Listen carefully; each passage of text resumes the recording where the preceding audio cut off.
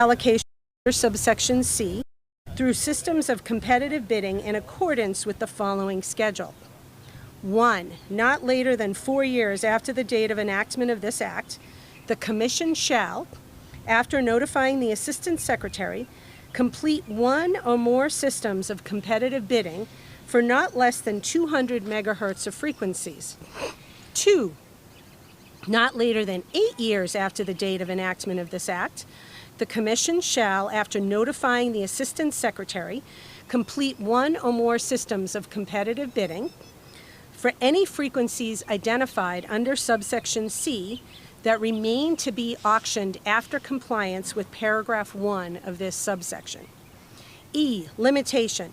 The President shall modify or withdraw any frequency proposed for reallocation under this section not later than 60 days before the commencement of a system of competitive bidding scheduled by the Commission with respect to that frequency, if the President determines that such modification or withdrawal is necessary to protect the national security of the United States. F. Appropriation.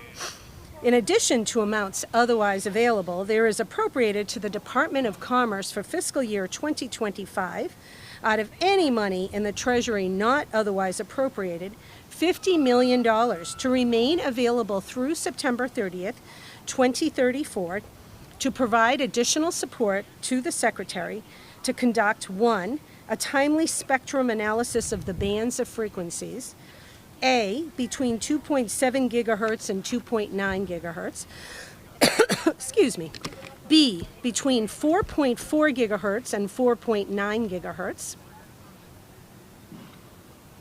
C, between 7.25 gigahertz and 7.4 gigahertz, and 2, publish a biennial report with the last report to be published not later than June 30th, 2034, on the value of all spectrum used by federal entities as defined in Section 113L of the National Telecommunications and Information Administration Organization Act, 47 U.S.C. 923L, that assesses the value of bands of frequencies in increments of not more than 100 megahertz.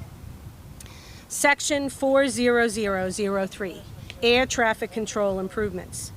A, in general, for the purpose of acquisition, construction, sustainment, and improvement of facilities and equipment necessary to improve or maintain aviation safety, in addition to the amounts otherwise appropriated, there is appropriated to the Administrator of the Federal Aviation Administration for fiscal year 2025 out of any money in the Treasury not otherwise appropriated to remain available until September 30th, 2029, 1. $4.75 billion for telecommunications infrastructure, modernization, and systems upgrades. Wonder who that's going to. $3 billion for radar systems replacement. Paragraph 3, $500 million for runway safety technologies, runway lighting systems, airport surface surveillance technologies, and to carry out Section 347 of the FAA Reauthorization Act of 2024. Paragraph 4, $300 million for enterprise information display systems.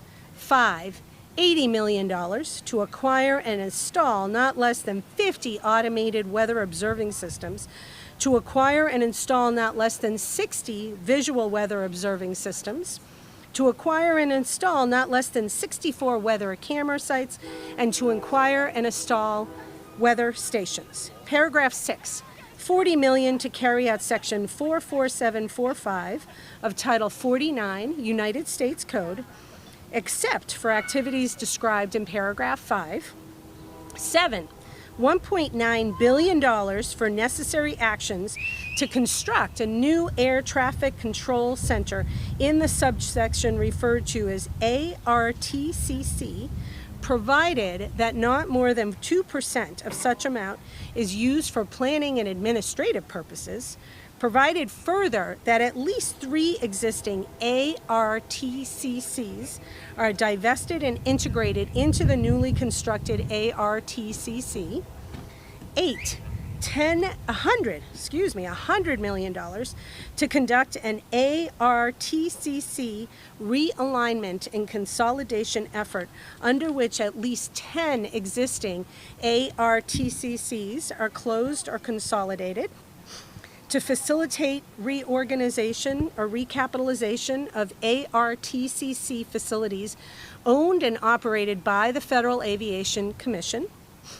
9, $1 billion to support recapitalization and consolidation of Terminal Radar Approach Control Facility, in this subsection referred to as TRACONs, the analysis and identification of TRACONs for divestment, consolidation, or integration planning, site selection, facility acquisition, and transition activities and other appropriate activities for carrying out such divestment, consolidation, or integration, and the establishment of brand new TRACONs.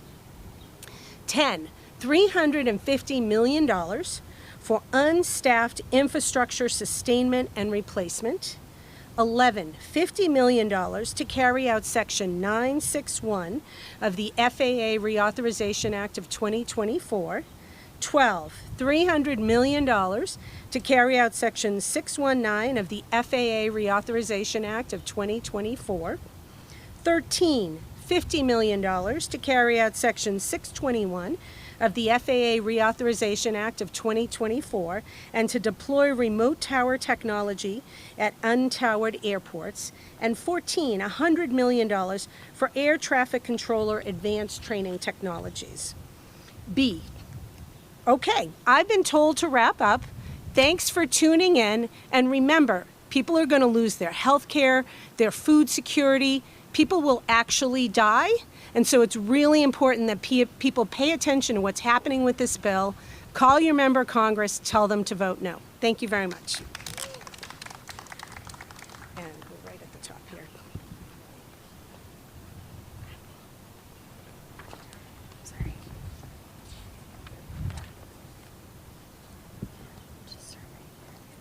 Thank you.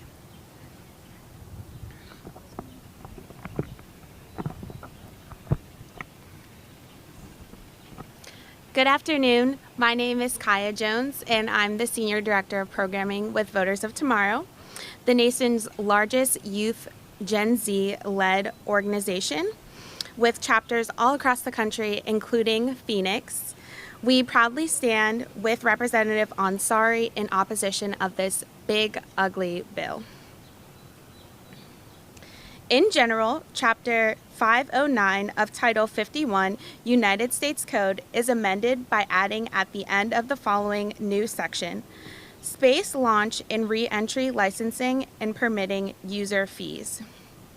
In general, the Secretary of Transportation shall oppose a fee which shall be deposited in the account established under subsection B on each launch or re-entry carried out under a license or permit issued under Section 50904 during 2026 or a subsequent year, in an amount equal to the lesser of the amount specified in paragraph 2 for a year involved per pound of weight of the payload, or the amount specified in paragraph 3 for the year involved.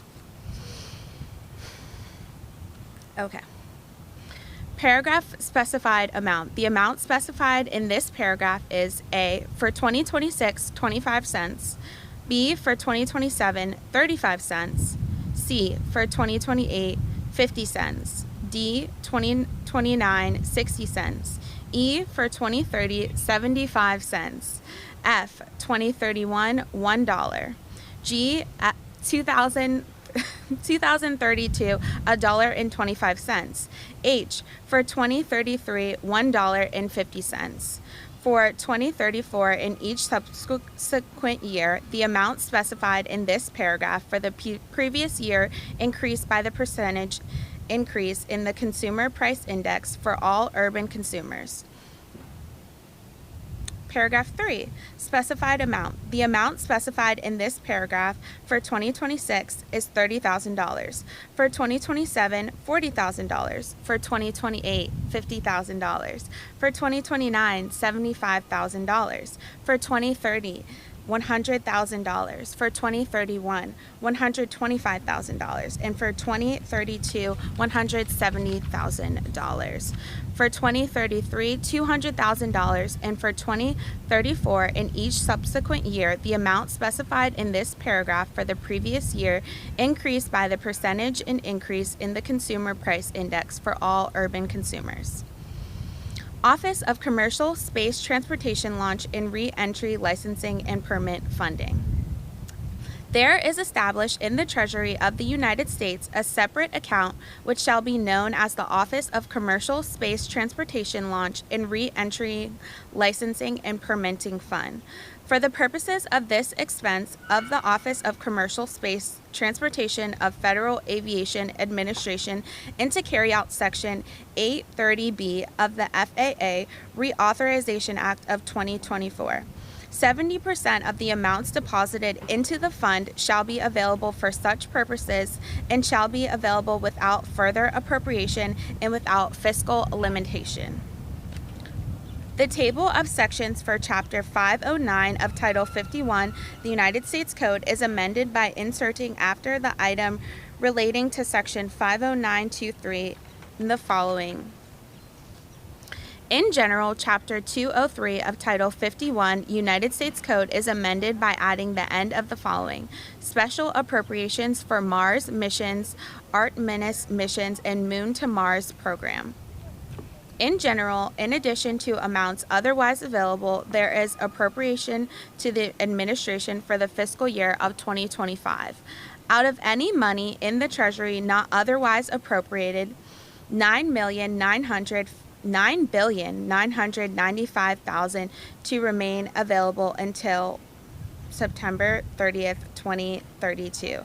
As followed, $700 million to be obligated no later than the fiscal year 2026 for the procurement using competitively bid firm fixed contract with the United States commercial provider, as defined in Section 50101 of a high-performance Mars telecommunications orbiter that is capable of providing a robust, continuous communications for a Mars sample return mission, as described in Section 432 of the National Aeronautics and Space Administration Transition Authorization Act of 2027.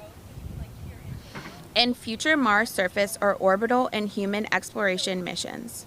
Support omnibus operations, onboarding processing, and extended mission duration capabilities, and is selected from among the commercial proposals that received funding from the administration in the fiscal year 2024 or 2025 for commercial design studies. For Mars sample return, proposed a separate independently launched Mars telecommunication orbiter supporting end-to-end Mars sample return mission, which shall be delivered to the administration no later than December 31st, 2028. $2,600,000,000 to meet the requirements of Section 20302. Using the program of record known as the date of enactment of this section as Gateway and as described in this section.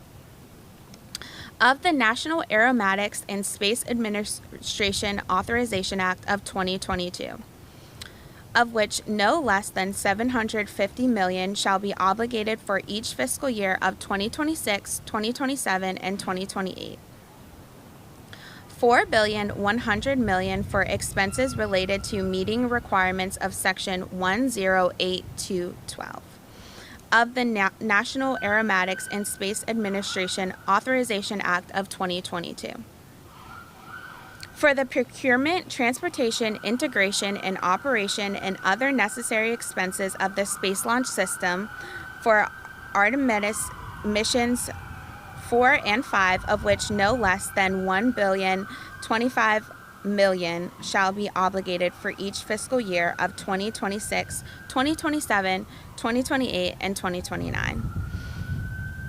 $20 million for expenses related to continued procurement of the multi-purpose crew vehicle described in Section 302 of the National Aeronautics and Space Administration Authorization Act of 2010, known as ORAN, for the use of the Space Launch System and reuse of subsequent missions, of which no less than $20 million shall be obligated not later than the fiscal year of 2026. $1,250 million for expenses related to the operation of the International Space Station and for the purpose of meeting the requirements under Section 503 of the National Aeronautics and Space Administration Authorization Act of 2010, of which not less than $250 million shall be obligated for each expense for each of the fiscal years to 2025, 2026, 2027, 2028, and 2029.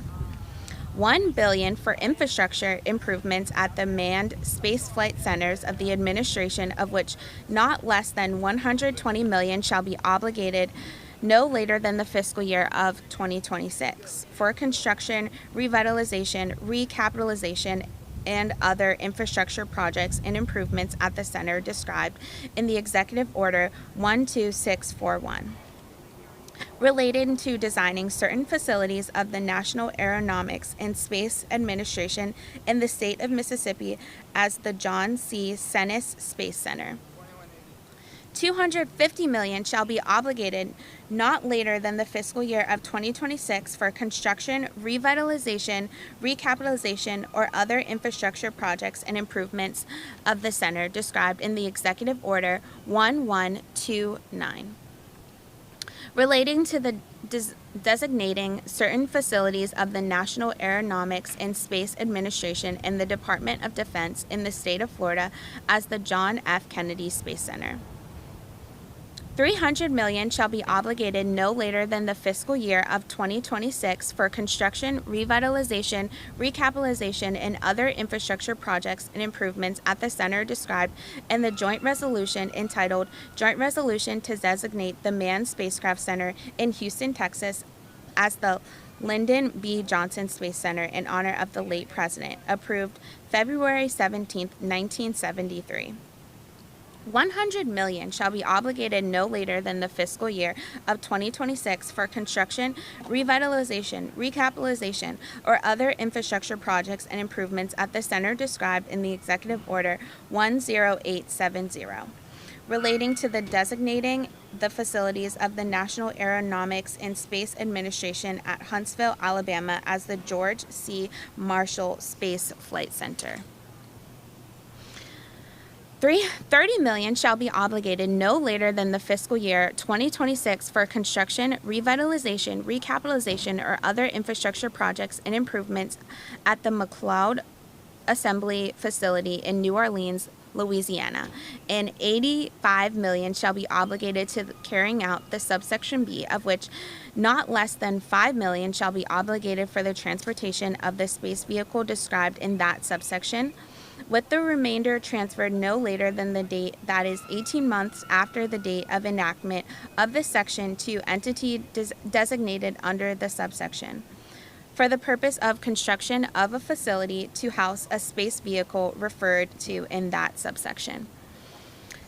$325 million to fulfill contract number 80JSC024CA002 issued by the National Aeronautics and Space Administration on June 26, 2024. In general, no later than 30 days after the date of enactment of this section, the administrator shall identify a space vehicle described in paragraph 2 to be transferred to a field center of the administration that is involved in the administration of the Commercial Crew Program, and be placed on a public exhibit as an entity within the metropolitan statistical area where such center is located. Space vehicles described. A space vehicle described in the paragraph is a vessel that has flown into space, has carried astronauts, and is selected with the concurrence of an entity designated by the administrator. Transfer. No later than 18 months after the date of enactment of this section, the space vehicle identified under paragraph 1 shall be transferred to an entity designated by the administrator. No later than 1 year after the date on which a space vehicle is identified under paragraph 1, the federal government shall, as applicable, transfer the title of the space vehicle to the entity designated by the administrator. Responsibility. The transfer under this paragraph shall be carried out under the administrator or acting administrator. Funds appropriated under Section A shall be obligated as followed. Not less than 50% of the total funds in subsection A shall be obligated no later than September 30th, 2028. 100% of the funds shall be obligated no later than September 30th, 2029. All associated outlays shall occur no later than September 30th, 2034. The table sections for Chapter 203 of Title 51 United States Code is amended by adding the end of the following: Special Appropriations for Mars Mission and Moon to Mars Program. Section 4006, Corporate Average Fuel Economy Civil Penalties. In general, Section 32912 of Title 49 United States Code is amended in subsection B in the matter preceding paragraph by striking $5 and inserting $0. In subsection C1B by striking $10 and inserting $0. Effect. Applicably, the amendments made by subsection A shall take effect on the date of enactment of this section and apply to all model years of a manufacturer for which the Secretary of Transportation has not provided a notification pursuant to Section 32903 of Title 49 United States Code, specifying the penalty due to the average fuel economy of that manufacturer being less than the applicable standard prescribed under Section 32902 of that title.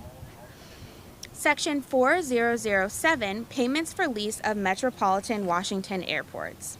Section 49104 of Title 49 United States Code is amended to read the follows. Payments, in general, subject to paragraph 2 under the lease of the airport's authority, must pay to the general fund of the Treasury annually an amount computed by the GNP price deflator during the period from 1987 to 2026 equal to $3 million in 1987 dollars, and for 2027 and subsequent years equal to $15 million in 2027 dollars. Renegotiation. The Secretary and the airport's authority shall renegotiate the level of lease payments at least once every 10 years to ensure that in no year the amount specified in paragraph 1B is less than $15 million in 2027 dollars. Section 4008 of certain amounts for the National Oceanic and Atmospheric Administration. Any unobligated balances of amounts appropriated or otherwise available in sections 4001, 4002, 4003, and 4004 of Public Law 117 to 167 are hereby rescinded. Section 0009, Reduction in Annual Transfers to Travel Promotion Fund. Subsection of the Travel Promotion Act of 2009 is amended by striking $100 million and inserting $20 million. As you can see, there's a lot in this bill that many young people, especially speaking for myself, would not understand nor take the time to read. And I believe that's the whole purpose of this bill, to really hide all the funding that we're putting into useless things and taking away funding from things that matter most, such as healthcare, such as people's well-being, such as young people's future. And that's why us at Voters of Tomorrow proudly oppose this bill. And thank you for your time.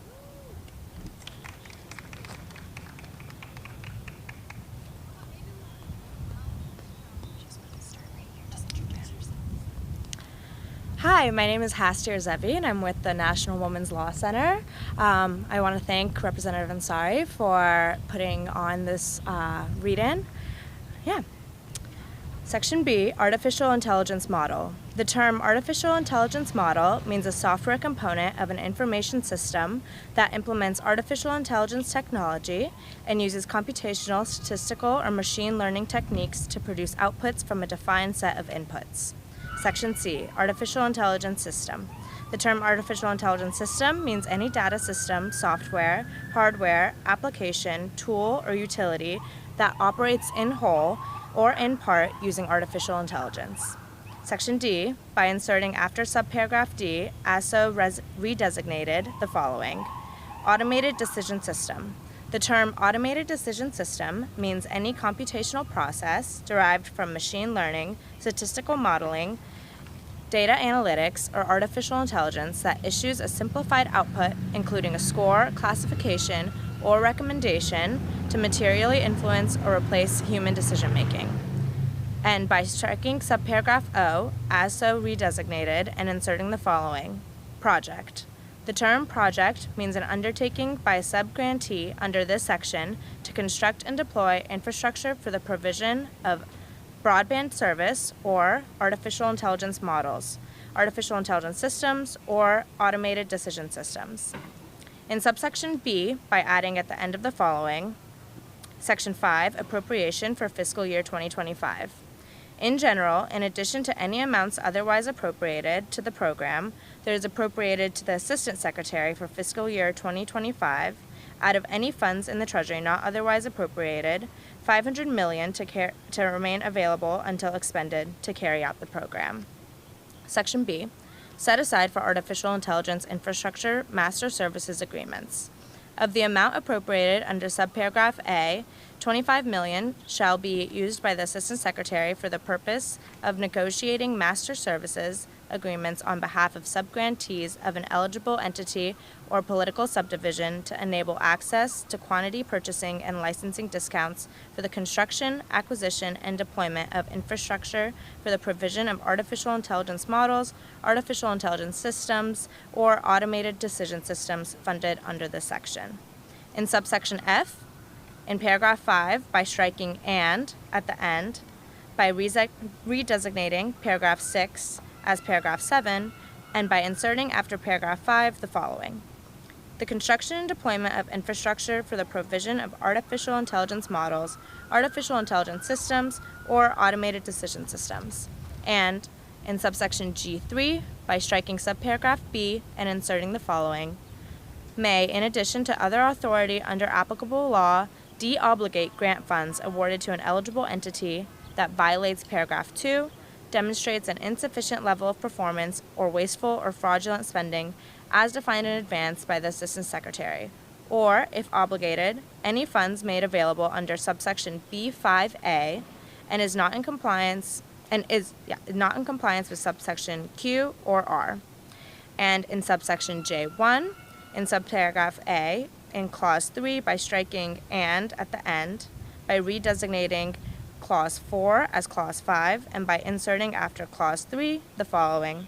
Certifies that the eligible entity, if obligated any funds made available under subsection B5A, is in compliance with subsections Q and R. And in subparagraph B, in clause 3, by striking "and" at the end, by redesignating clause 4 as clause 5, and by inserting after clause 3 the following. Certifies that the eligible entity, if obligated any funds made available under subsection B5A, is in compliance with subsections Q and R, and in subparagraph C, by redesignating clauses 4 and 5 as clauses 5 and 6, respectively. By inserting after clause 3 the following. Certifies that the eligible entity, if obligated any funds made available under subsection B5A, is in compliance with subsections Q and R, and by adding at the end of the following. Section P, receipt of funds conditioned on temporary pause and efficiencies. On and after the date of enactment of this subsection, no funds made available under subsection B5A may be obligated to an eligible entity or a political subdivision thereof that is not in compliance with subsections Q and R. Section Q, temporary pause. In general, except as provided in paragraph 2, no eligible entity or political subdivision thereof to which funds made available under subsection B5A are obligated on or after the date of enactment of this subsection may enforce during the 10-year period beginning on the date of enactment of this subsection any law or regulation of that eligible entity or a political subdivision thereof, limiting, restricting, or otherwise regulating artificial intelligence models, artificial intelligence systems, or automated decision systems entered into interstate commerce. Section 2, Rule of Construction. Paragraph 1 may not be construed to prohibit the enforcement of any law or regulation, the primary purpose and effect of which is to remove legal impediments to or facilitate the deployment or operation of an artificial intelligence model, artificial intelligence system, or automated decision system, or streamline licensing, permitting, routing, zoning, procurement, or reporting procedures in a manner that facilitates the adoption of artificial intelligence models, artificial intelligence systems, or automated decision systems. Or B, that does not impose any substantive design, performance, data handling, documentation, civil liability, taxation, fee, or other requirement on artificial intelligence models, artificial intelligence systems, or automated decision systems, unless that requirement is imposed under federal law, generally applicable law, such as a body of common law, and that does not impose a fee or bond unless the fee or bond is reasonable and cost-based, and under the fee or bond and artificial intelligence models, artificial intelligence systems, and automated decision systems are treated in the same manner as other models and systems that perform comparable functions. Section R, Master Services Agreements. An eligible entity or political subdivision thereof to which funds made available under subsection B5A are obligated on or after the date of enactment of this subsection shall certify to the Assistant Secretary either that 1. Each subgrantee of the eligible entity or political subdivision is utilizing applicable master services agreements negotiated using amounts made available under subsection B5B, or 2. Each contract, license, purchase order, or services agreement entered into, procured, or made by a subgrantee of the eligible entity or political subdivision for purposes described in subsection B5B is at least as cost-effective as the terms of executable master services agreements as applicable, negotiated by the Assistant Secretary using amounts made available under subsection B5B. Section B, Technical and Conforming Amendments. Section 60102A1 of Division F of Public Law 11758 is amended. In subparagraph B, by striking a project and inserting a project described in subsection A20I, and in subparagraph D, by striking a project and inserting a project described in subsection A20I. Title V, Committee on Energy and Natural Resources. Subtitle A, Oil and Gas Leasing. Section 50101, Onshore Oil and Gas Leasing. Section A, Repeal of Inflation Reduction Act provisions. Onshore oil and gas royalty rates. Subsection A of Section 50262 of Public Law 117-169, 136 Statute 2056, is repealed and any provision of law amended or repealed by that subsection is restored or revived as if that subsection had not been enacted into law. Subsection 2, Non-Competitive Leasing. Subsection E of Section 50262 of Public Law 117-169 is repealed, and any provision of law amended or repealed by that subsection is restored or revived as if that subsection had not been enacted into law. Subsection B, Requirement to immediately resume onshore oil and gas lease sales. In general, the Secretary of the Interior shall immediately resume quarterly onshore and gas lease sales in compliance with the Mineral Leasing Act. Requirement: the Secretary of the Interior shall ensure that any oil and gas lease sale required under paragraph 1 is conducted immediately on completion of all applicable scoping, public comment, and environmental analysis requirements under the Mineral Leasing Act and the National Environmental Policy Act of 1969, and B, that the processes described in subparagraph A are conducted in a timely manner to ensure compliance with subsection B1. 3. Lease of oil and gas lands. Section 17B1A of the Mineral Leasing Act, as amended by subsection A, is amended by inserting, for purposes of the previous sentence, the term eligible lands means all lands that are subject to leasing under this act and are not excluded from leasing by statutory prohibition, and the term available with respect to eligible lands means those lands that have been designated as open for leasing under a land use plan developed under Section 202 of the Federal Land Policy and Management Act of 1976. And that have been nominated for leasing through the submission of an expression of interest, are subject to drainage in the absence of leasing, or are otherwise designated as available pursuant to regulations adopted by the Secretary after sales are necessary. Section C, quarterly lease sales.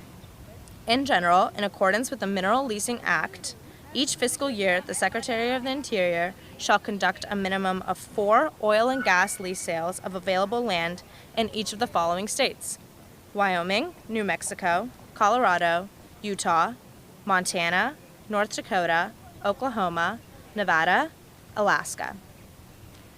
Requirement.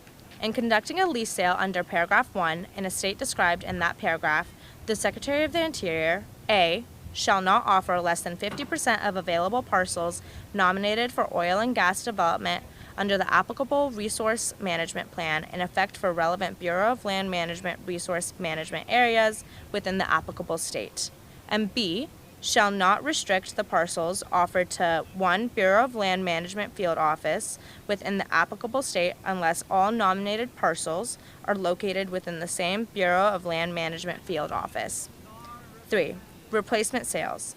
The Secretary of the Interior shall conduct a replacement sale during the same fiscal year if A, a lease sale under paragraph 1 is canceled, delayed, or deferred, including for lack of eligible parcels, or B, during a lease sale under paragraph 1, the percentage of acreage that does not receive a bid is equal to or greater than 25% of the acreage offered. D. Mineral Leasing Act reforms. Section 17 of the Mineral Leasing Act is amended by subsection A. Is amended. 1. By striking the section designation and all that follows through the end of subsection A and inserting the following. Section 17, Leasing of Oil and Gas Parcels. Leasing authorized. In general, any parcel of land subject to disposition under this act that is known or believed to contain oil or gas deposits shall be made available for leasing, subject to paragraph 2, by the Secretary of the Interior not later than 18 months after the date of receipt by the Secretary of an expression of interest in leasing the applicable parcel of land available for disposition under this section. If the Secretary determines that the parcel of land is open to oil or gas leasing under the approved resource management plan applicable to the planning area in which the parcel of land is located that is in effect on the date on which the expression of interest was submitted to the Secretary, referred to in this subsection as the approved resource management plan. Thank you so much again to Representative Ansari. The National Women's Law Center urges the House members to vote no on this bill that is not pro-family as the Republicans are trying to make it seem.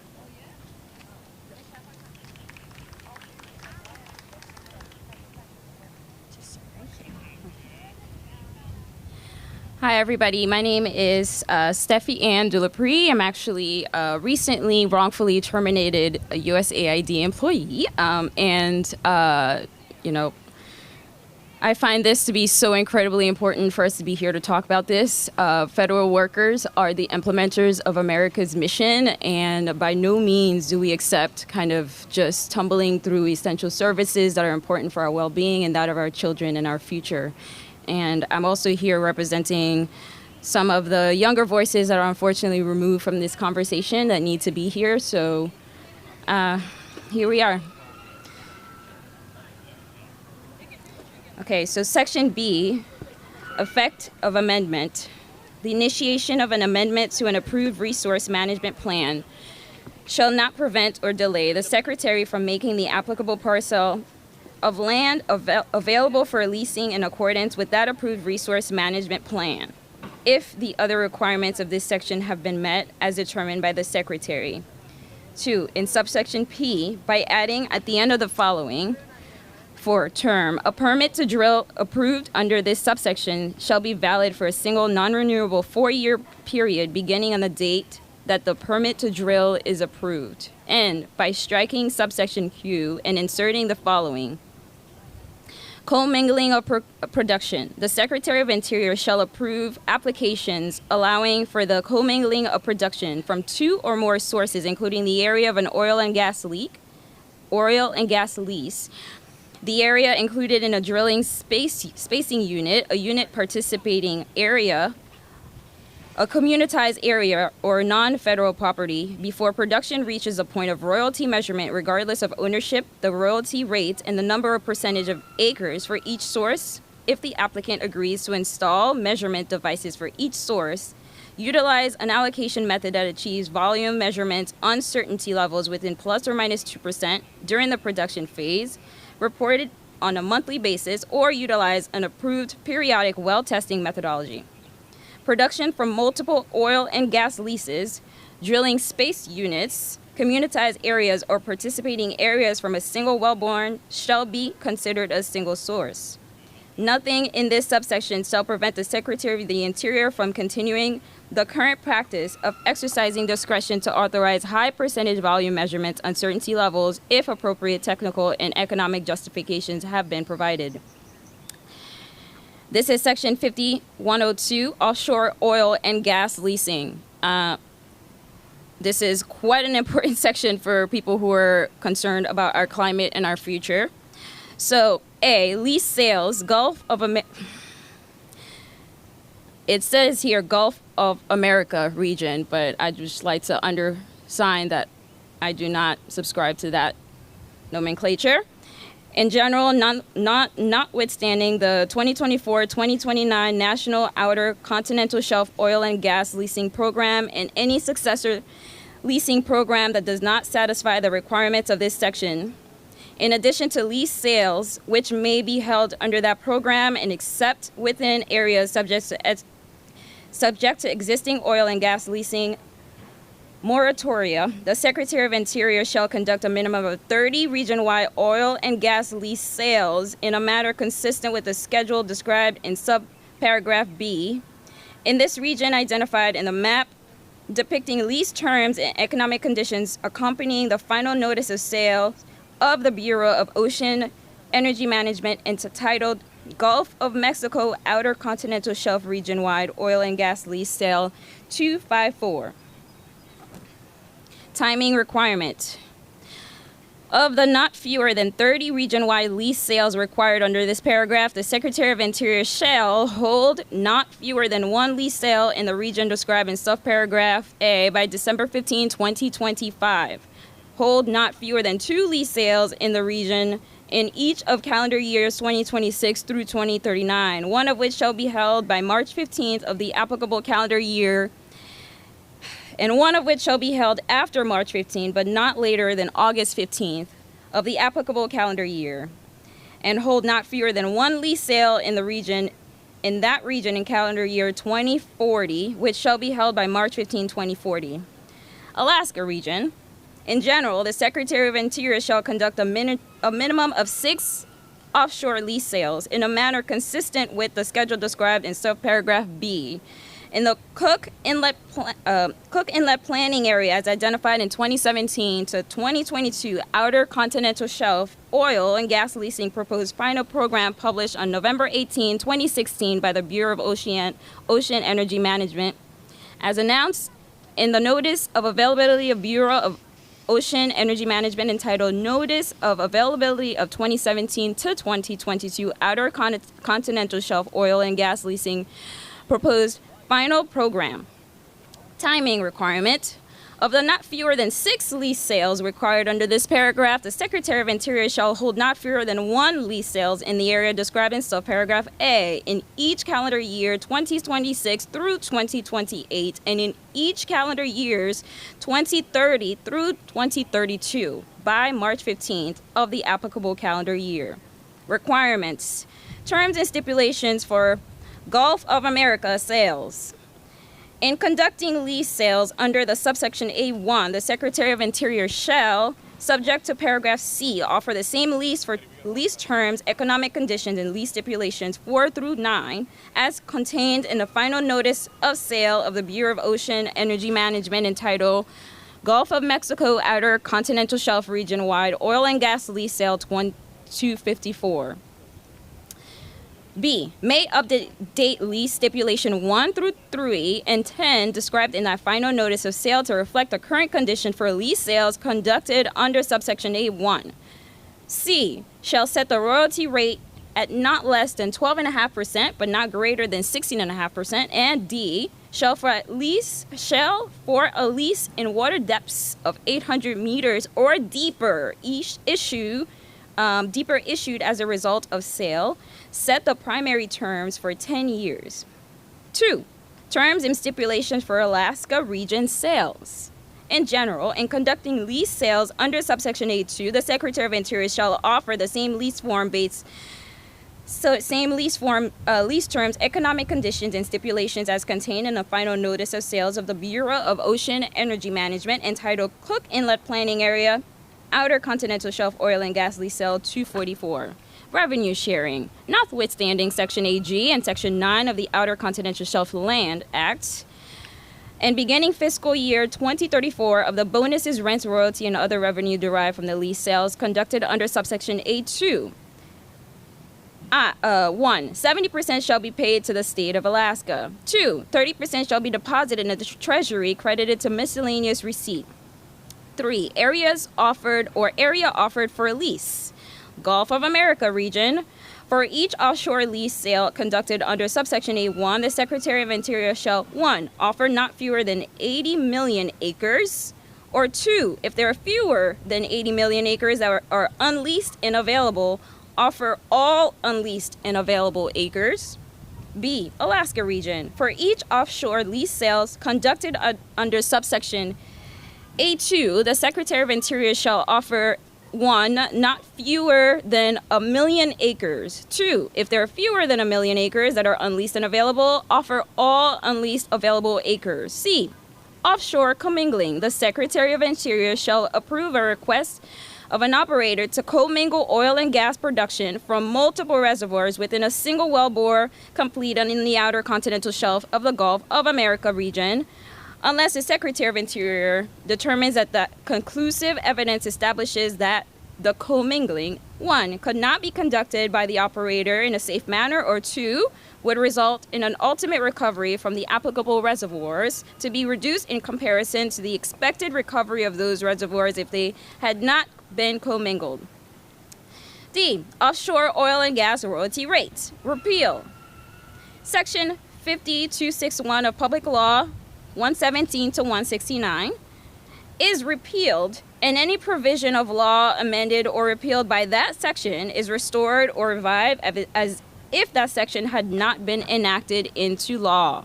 Royalty rate. Section 8A1 of the Outer Continental Shelf Land Act of as amended by paragraph 1 is amended. A. In subsection A, by striking not less than 12.5 percentum and inserting not less than 12.5 but not more than 16 2/3%. Subsection in B, subparagraph C, by striking not less than 12.5 percentum and inserting not less than 12.5% but not more than 16 2/3%.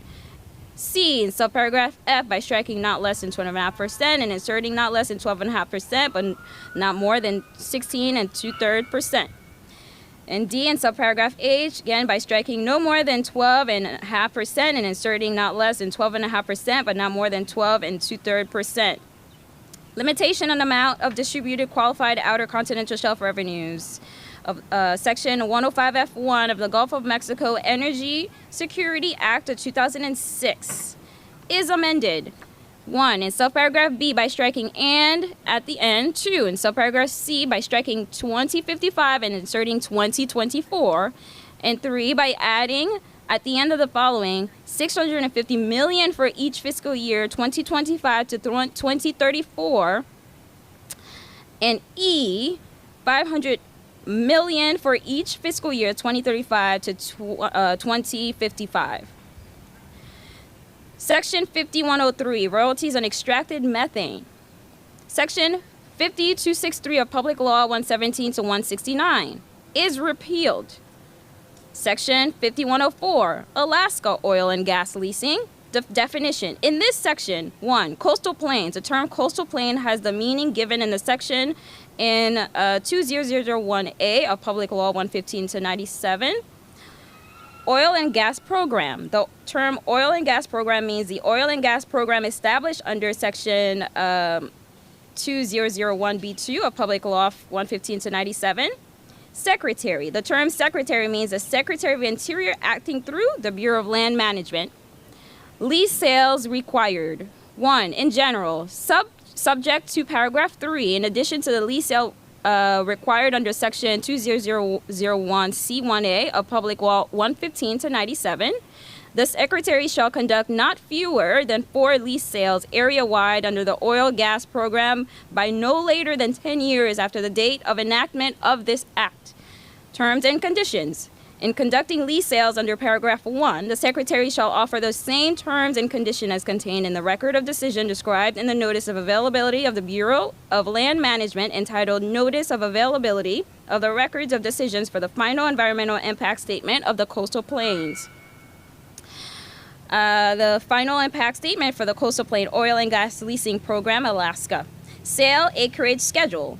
Acreage. In conducting the lease sales required under paragraph 1, the Secretary shall offer for lease under the oil and gas program not fewer than 400,000 acre area wide in each lease sales. And 2, in those areas that have the highest potential for discovery of hydrocarbons. Schedule B. The Secretary shall offer 1, the initial lease sales under paragraph 1 no later than 1 year after the date of enactment of this act. 2, a second lease sale under the paragraph 1 no later than 3 years after the date of enactment of this act. 3, a third lease sale under the paragraph 1 no later than 5 years after the enactment of this act. And 4, a fourth lease sale under paragraph 1 no later than 7 years after the enactment of this act. Rights of way. Section 20001C2 of Public Law 115 to 97 shall apply the leases awarded under this subsection. Surface area development. Section 20001C3 of Public Law 115/97 shall apply to leases awarded under this section. Receipts. Notwithstanding Section 35 of the Mineral Leasing Act and Section 20001B5 of Public Law 115/97 of the amount of adjusted bonus, rental, and royalty receipts derived from oil and gas programs and operations on the coastal plain pursuant of this section. 1A, for each fiscal year 2025 to 2033, 50% shall be paid to the state of Alaska. B, for fiscal year 2034, and each fiscal year thereafter, 70% shall be paid to the state of Alaska. And 2, the balance shall be deposited into the Treasury as miscellaneous receipts. Section 5105. This is a National Petroleum Reserve, Alaska. Definition. In this section, NPRA, Final Environmental Impact Statement. The term NPRA, Final Environmental Impact Statement, means the final Environmental Impact Statement published by the Bureau of Land Management entitled National Petroleum Reserves in Alaska Integrated Activity Plan Final Environmental Impact Statement dated June 2020, including the errata sheet dated October 6, 2020, and excluding the errata sheet dated September 28, 2022. All right, so I'm, keep going. Okay, yes, all right, so I'm getting the word that we're gonna switch over. Appreciate people offering a listening ear to this super complicated and incredibly inaccessible documentation that absolutely needs to be broken down and made available to the average person. And I also got word maybe about 25 minutes ago that the Senate passed this horrible bill, and they had to pull in, what's his name? Our VP to be the tiebreaker. So clearly this is not something the American people want, but it's going to get to the House. So I absolutely implore everybody to make every possible call, every possible outcry, be present, be visible, be loud, and make sure that this doesn't pass. And if at the end of the day you can say you fought to make sure this didn't go through, let it be that you fought. Thank you, everybody.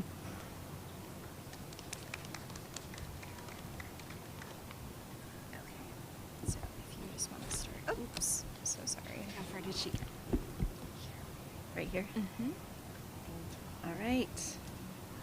Hi there, my name's Holly Woodings. I'm the Director of Legislative Affairs for Patriotic Millionaires, a group of ultra-wealthy Americans who advocate for higher taxes on the wealthy and obviously are opposed to this bill that gives tax cuts to people like them at the expense of working Americans. I'll continue with the Secretary of the Interior and the restoration of NPR, a oil and gas leasing program, effective beginning on the date of enactment of this act. The Secretary shall expeditiously restore and resume oil and gas lease sales under the Program for Domestic Energy Production and Federal Revenue, subject to the requirements of this section. And the final rule of the Bureau of Land Management, entitled Management and Protection of the National Petroleum Reserve in Alaska, shall have no force or effect until January 1st, 2035. Resumption of NPR lease sales. In general, subject to paragraph 2, the Secretary shall conduct not fewer than 5 lease sales under the program by not later than 10 years after the date of enactment of this act. Sales, acreages, schedule. Acreages. In conducting the lease sales required under paragraph 1, the Secretary shall offer not fewer than 4 million acres in each lease sale. The Secretary shall offer an initial lease sale under paragraph 1 not later than 1 year after the date of enactment of this act, and an additional lease sale under paragraph 1 not later than every 2 years after the date of enactment of this act. Terms and stipulations for NPR. In conducting lease sales under subsection C, the Secretary shall offer the same lease form, lease terms, economic conditions, and stipulations as described in the NPR, a final environmental impact statement, and the NPR, a record of decision. Receipts. Section 107I of the Naval Petroleum Reserves Production Act of 1976 is amended by striking all receipts from and inserting the following: except as provided in paragraph 2, all receipts from, and by adding at the end of the following % share for fiscal year 2034 and thereafter, beginning in fiscal year 2034, of the receipts from sales, rentals, bonuses, and royalties on leases issued pursuant to this section after the date of enactment of the act entitled An Act to Provide for Reconciliation pursuant to Title II of H, Congressional Resolution 14, 119th Congress. 70% shall be paid to the state of Alaska, and 30% shall be paid into the Treasury of the United States. Subtitle B, Mining. Section 5201, Coal Leasing. Definitions. In this section, coal lease means a lease entered into by the United States as lessor through the Bureau of Land Management and an applicant on Bureau of Land Management Form 3412, or a successor form that contains the terms of a coal lease. Qualified application. The term qualified application means an application for a coal lease pending as of the date of enactment of this act, or submitted within 90 days thereafter under the Lease by Application program administered by the Bureau of Land Management pursuant to the Mineral Leasing Act, for which any required environmental review has commenced or the Director of the Bureau of Land Management determines can commence within 90 days after receiving the application. Coal leasing activities. Not later than 90 days after the date of enactment of this act, the Secretary of the Interior shall, with respect to each qualified application, if not previously published for public comment, publish any required environmental review, establish the fair market value of the applicable coal tract, hold a lease sale with respect to the applicable coal tract, and identifying the highest bidder at or above the fair market value, and take all other intermediate actions necessary to identifying the winning bidder and grant the qualified application, and may, with respect to a previously issued coal lease, grant any additional approvals of the Department of the Interior required for mining activities to commence. And after completing the actions required by clauses I through IV of paragraph 1A, grant the qualified application and issue the applicable lease to the person that submitted the qualified application if that person submitted the winning bid in the lease sale held under Clause 3 of Paragraph 1A. Section 5202, Coal Royalty. Section 7A of the Mineral Leasing Act is amended in the fourth sentence by striking 12.5% and inserting 12.5%, except such amount shall not be more than 7% during the period that begins on the date of enactment of the act entitled An Act to Provide for Reconciliation pursuant to Title II of H. Congress Resolution 14, 119th Congress. Applicability to existing leases. The amendment made by subsection A shall apply to a coal lease issued under Section 2 of the Mineral Leasing Act before, on, or after the date of the enactment of this act, and that has not been terminated. Advance royalties. With respect to a lease issued under Section 2 of the Mineral Leasing Act, for which the lessee has paid advance royalties under Section 7B of that act, the Secretary of the Interior shall provide to the lessee a credit for the difference between the amount paid by the lessee in advance royalties for the lease before the date of enactment of this act and the amount the lessee would have been required to pay if the amendment made by subsection A had been made before the lessee paid advance royalties for the lease. Leases for known recoverable coal resources.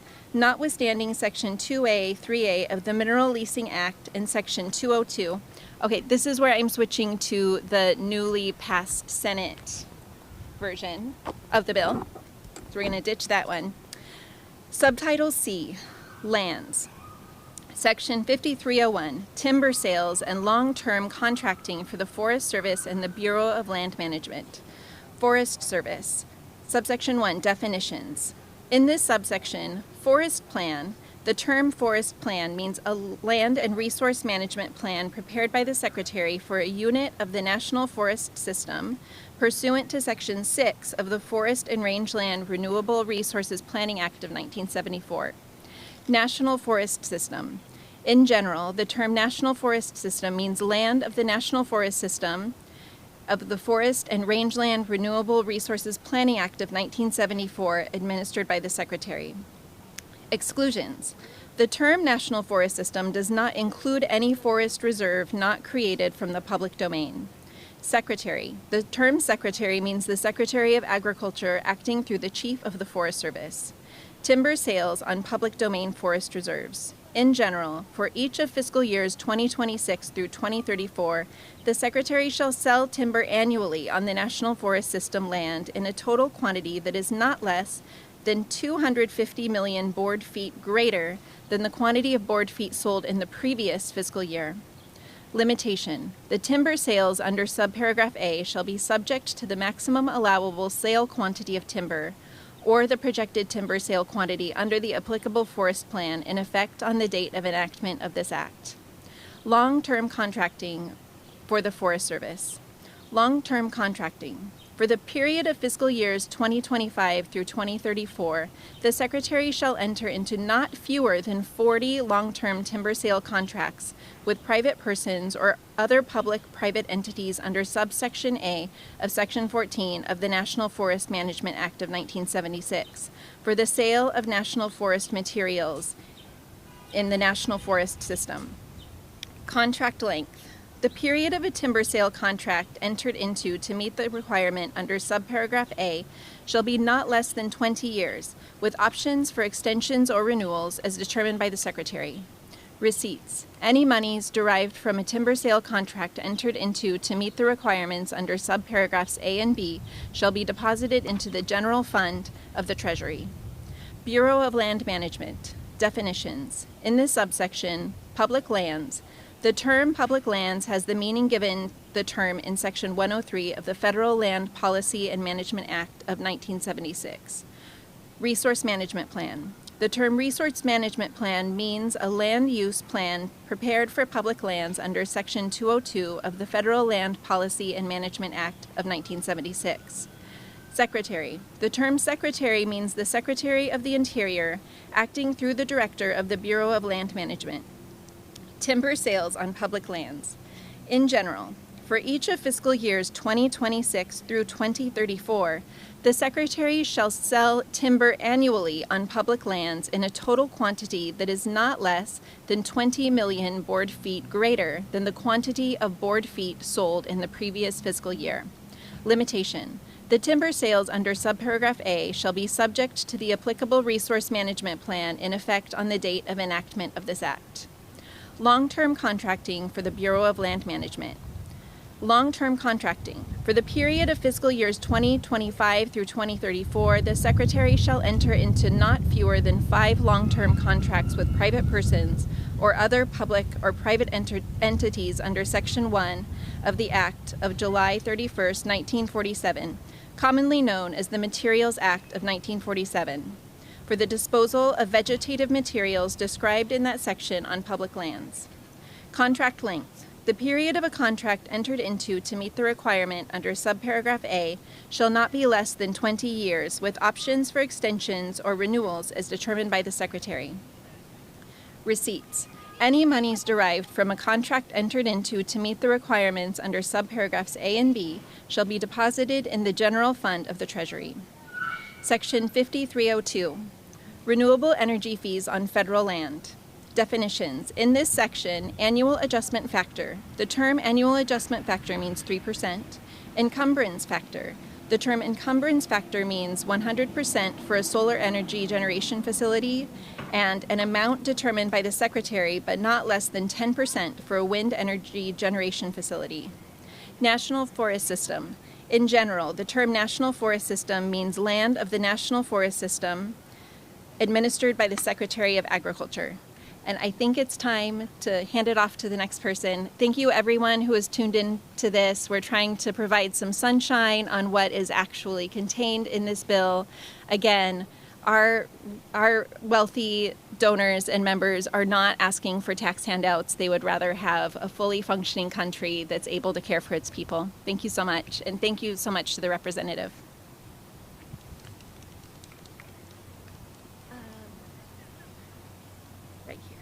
Perfect. Hi, I'm Haley Lickstein. I'm an activist and political content creator, and I'm proud to be here to raise awareness against Trump's horrific budget bill that will harm millions of Americans. Thank you to Congresswoman Ansari for including me in this reading. Section B, exclusion. The term National Forest System does not include any forest reserve not created from the public domain. Per acre rate, the term per acre rate with respect to a right of way means the average of the per acre pasture land rental rates published in the cash rent survey by the National Agricultural Statistics Service for the state in which the right-of-way is located over the 5 calendar year period preceding the insurance of renewal of the right-of-way. Section 5, project. The term project means a system described in Section 2801.9A of Title 43, Code of Federal Regulations, as an effect on the date of enactment of this act. Section 6, public land. The term public land means A, public lands as defined in Section 103 of the Federal Land Policy and Management Act of 1976, 43 U.S.C. 1702, and B, National Forest System land. 7, renewable energy project. The term renewable energy project means a project located on public land that uses wind or solar energy to generate energy. Section 8, right-of-way. The term right-of-way has the meaning given the term in Section 103 of the Federal Land Policy and Management Act of 1976. Section 9, Secretary. The term Secretary means A, the Secretary of the Interior with respect to land controlled or administered by the Secretary of the Interior, and B, the Secretary of Agriculture with respect to national forest lands. B, acreage rent for wind and solar rights-of-way.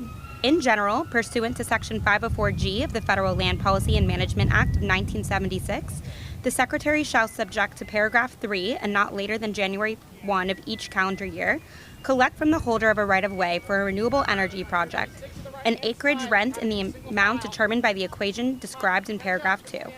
Section 2, calculation of acreage rent rate. A, equation. The amount of an acreage rent collected under paragraph 1 shall be determined using the following equation.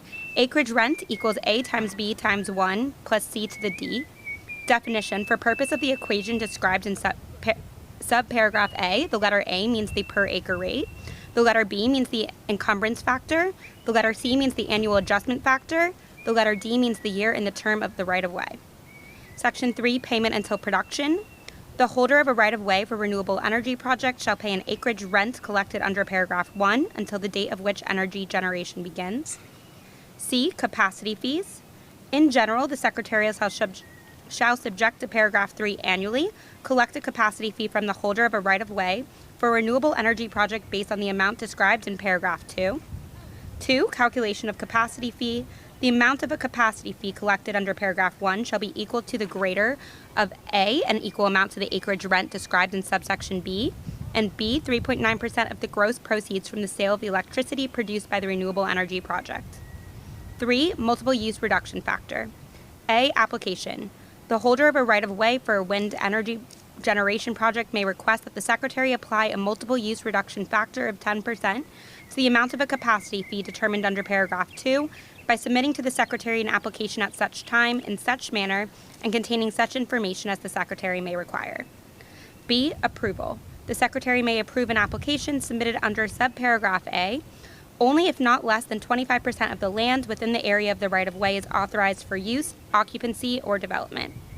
With respect to any activity other than generation of wind energy for the entirety of the year in which the capacity fee is collected. C. Late determination.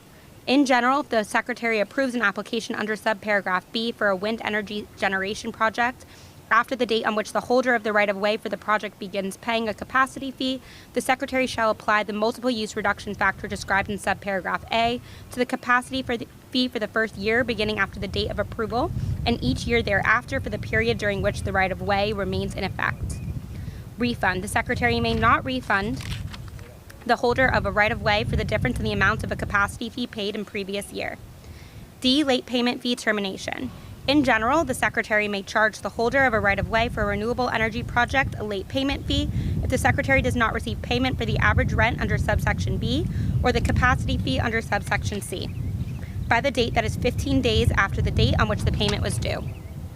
2. Termination of right-of-way. The Secretary may terminate a right-of-way for a renewable energy project if the Secretary does not receive payment for the acreage rent under subsection B or the capacity fee under subsection C by the date that is 90 days after the date on which the payment was due.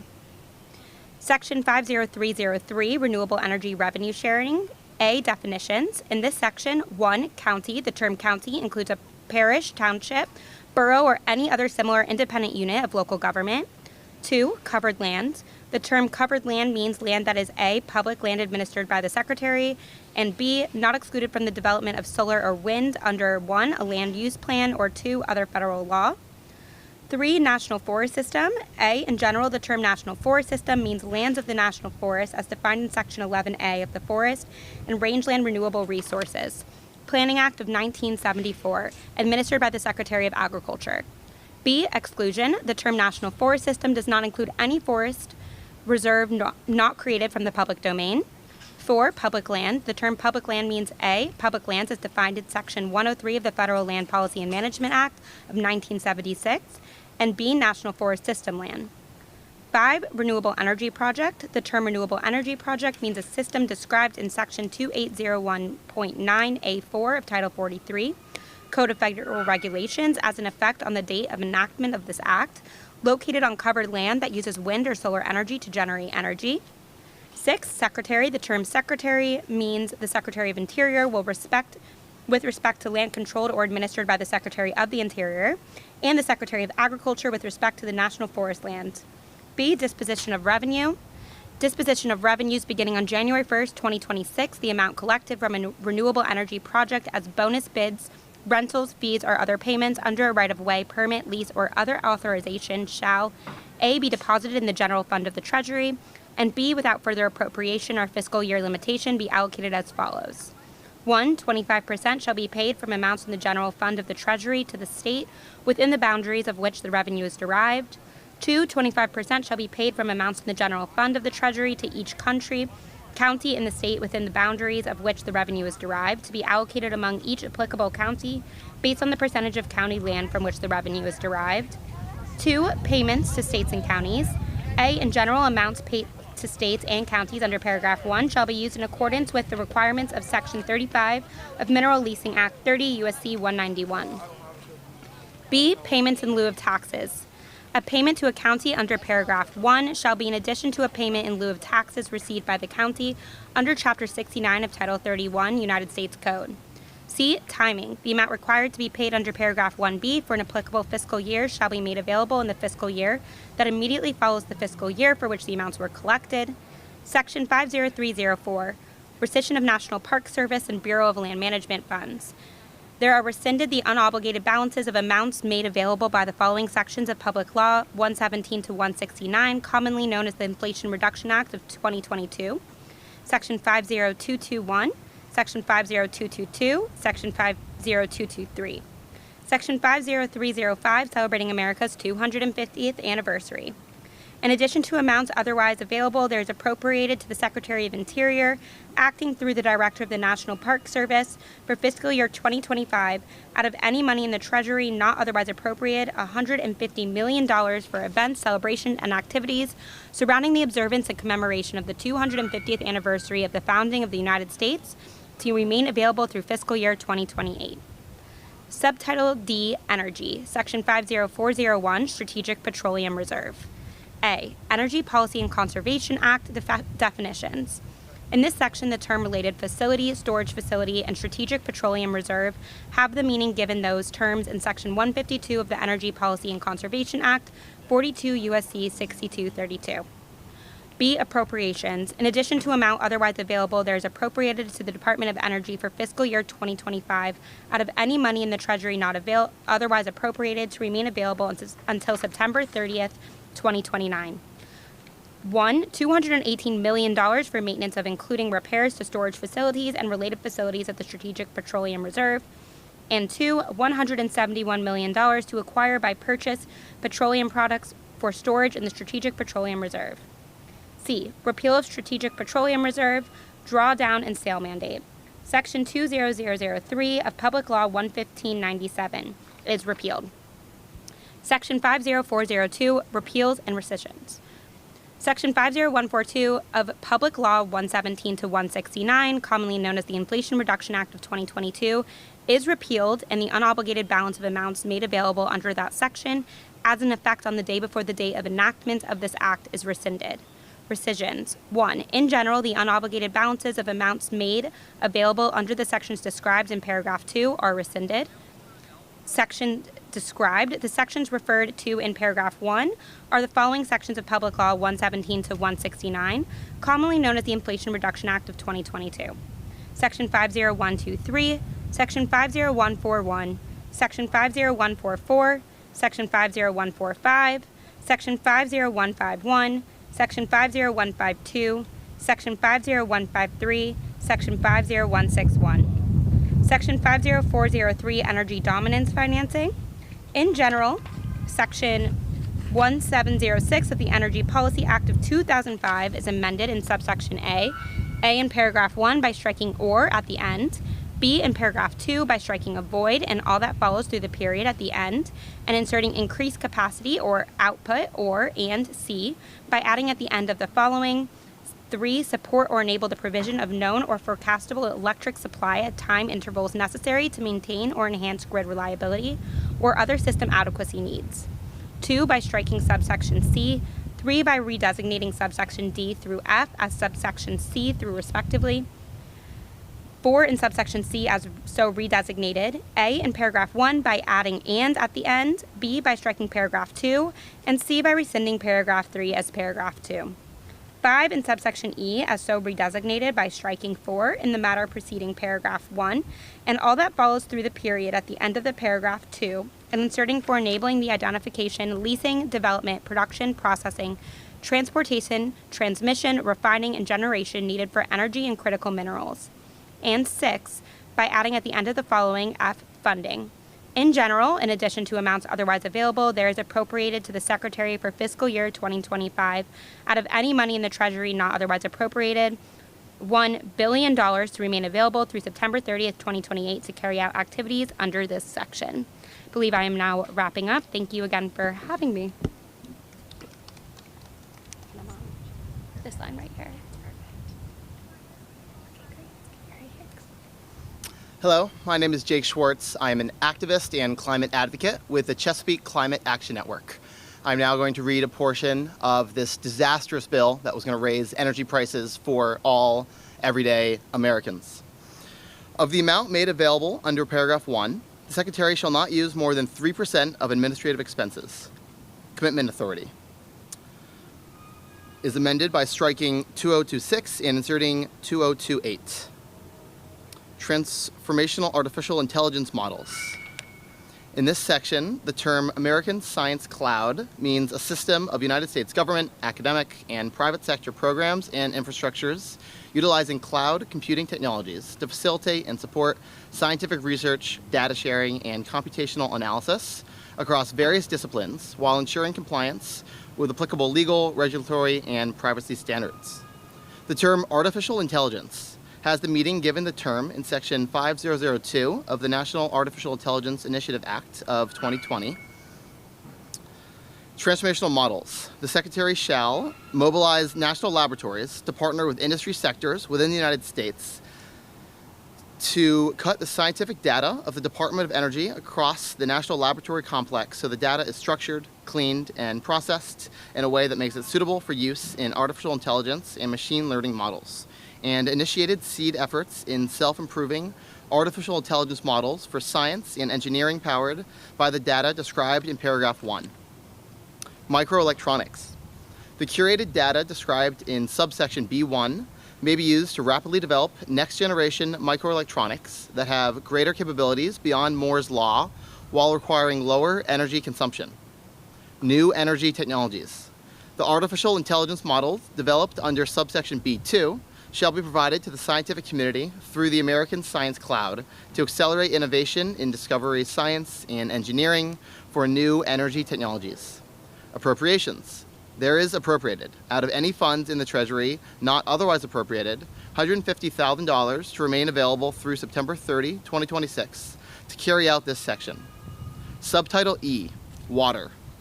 In addition to amounts otherwise available, there is appropriated to the Secretary of the Interior, acting through the Commissioner of Reclamation, for fiscal year 2025, out of any funds in the Treasury not otherwise appropriated, $1 million to remain available through September 30th, 2034 for construction and associated activities that restore or increase the capacity or use of existing conveyance facilities constructed by the Bureau of Reclamation, or for construction and associated activities that increase the capacity of existing Bureau of Reclamation surface water storage facilities in a matter as determined by the Secretary of the Interior, acting through the Commissioner of Reclamation, provided that for the purpose of subsection 203 of the Reclamation Reform Act of 1982, or section 3404A of the Reclamation Projects Authorization and Adjustment Act of 1992, a contract or agreement entered into pursuant to this section shall not be treated as a new or amended contract. Provided further that none of the funds provided under this section shall be reimbursable or subject to matching or cost-sharing requirements. Title VI, Committee of Environment and Public Works. The unobligated balance of amounts made available to carry out Section 132 of the Clean Air Act are rescinded. Section 134 of the Clean Air Act is repealed, and the unobligated balances of amounts made available to carry out that section, as in effect on the day before the date of enactment of this act, are rescinded. The unobligated balances of amounts made available to carry out Section 604-104 of Public Law 117-169 are rescinded. The unobligated balances of amounts made available to carry out Section 601-05 of Public Law 117-169 are rescinded. The unobligated balances of amounts made available to carry out Section 601-06 of Public Law 117-169 are rescinded. The unobligated balances of amounts made available to carry out Section 135 of the Clean Air Act are rescinded. The unobligated balances of amounts made available to carry out Section 601-08 of Public Law 117-169 are rescinded. The unobligated balances of amounts made available to carry out Section 601-09 of Public Law 117-169 are rescinded. The unobligated balances of amounts made available to carry out Section 601-10 of Public Law 117-169 are rescinded. The unobligated balances of amounts made available to carry out Section 601-11 of Public Law 117-169 are rescinded. The unobligated balances of amounts made available to carry out Section 601-02 of Public Law 117-169 are rescinded. Rescission. The unobligated balances of amounts made available to carry out subsection A and B of Section 136 of the Clean Air Act are rescinded. Period Section 136 of the Clean Air Act is amended by striking calendar year 2024 and inserting calendar year 2034.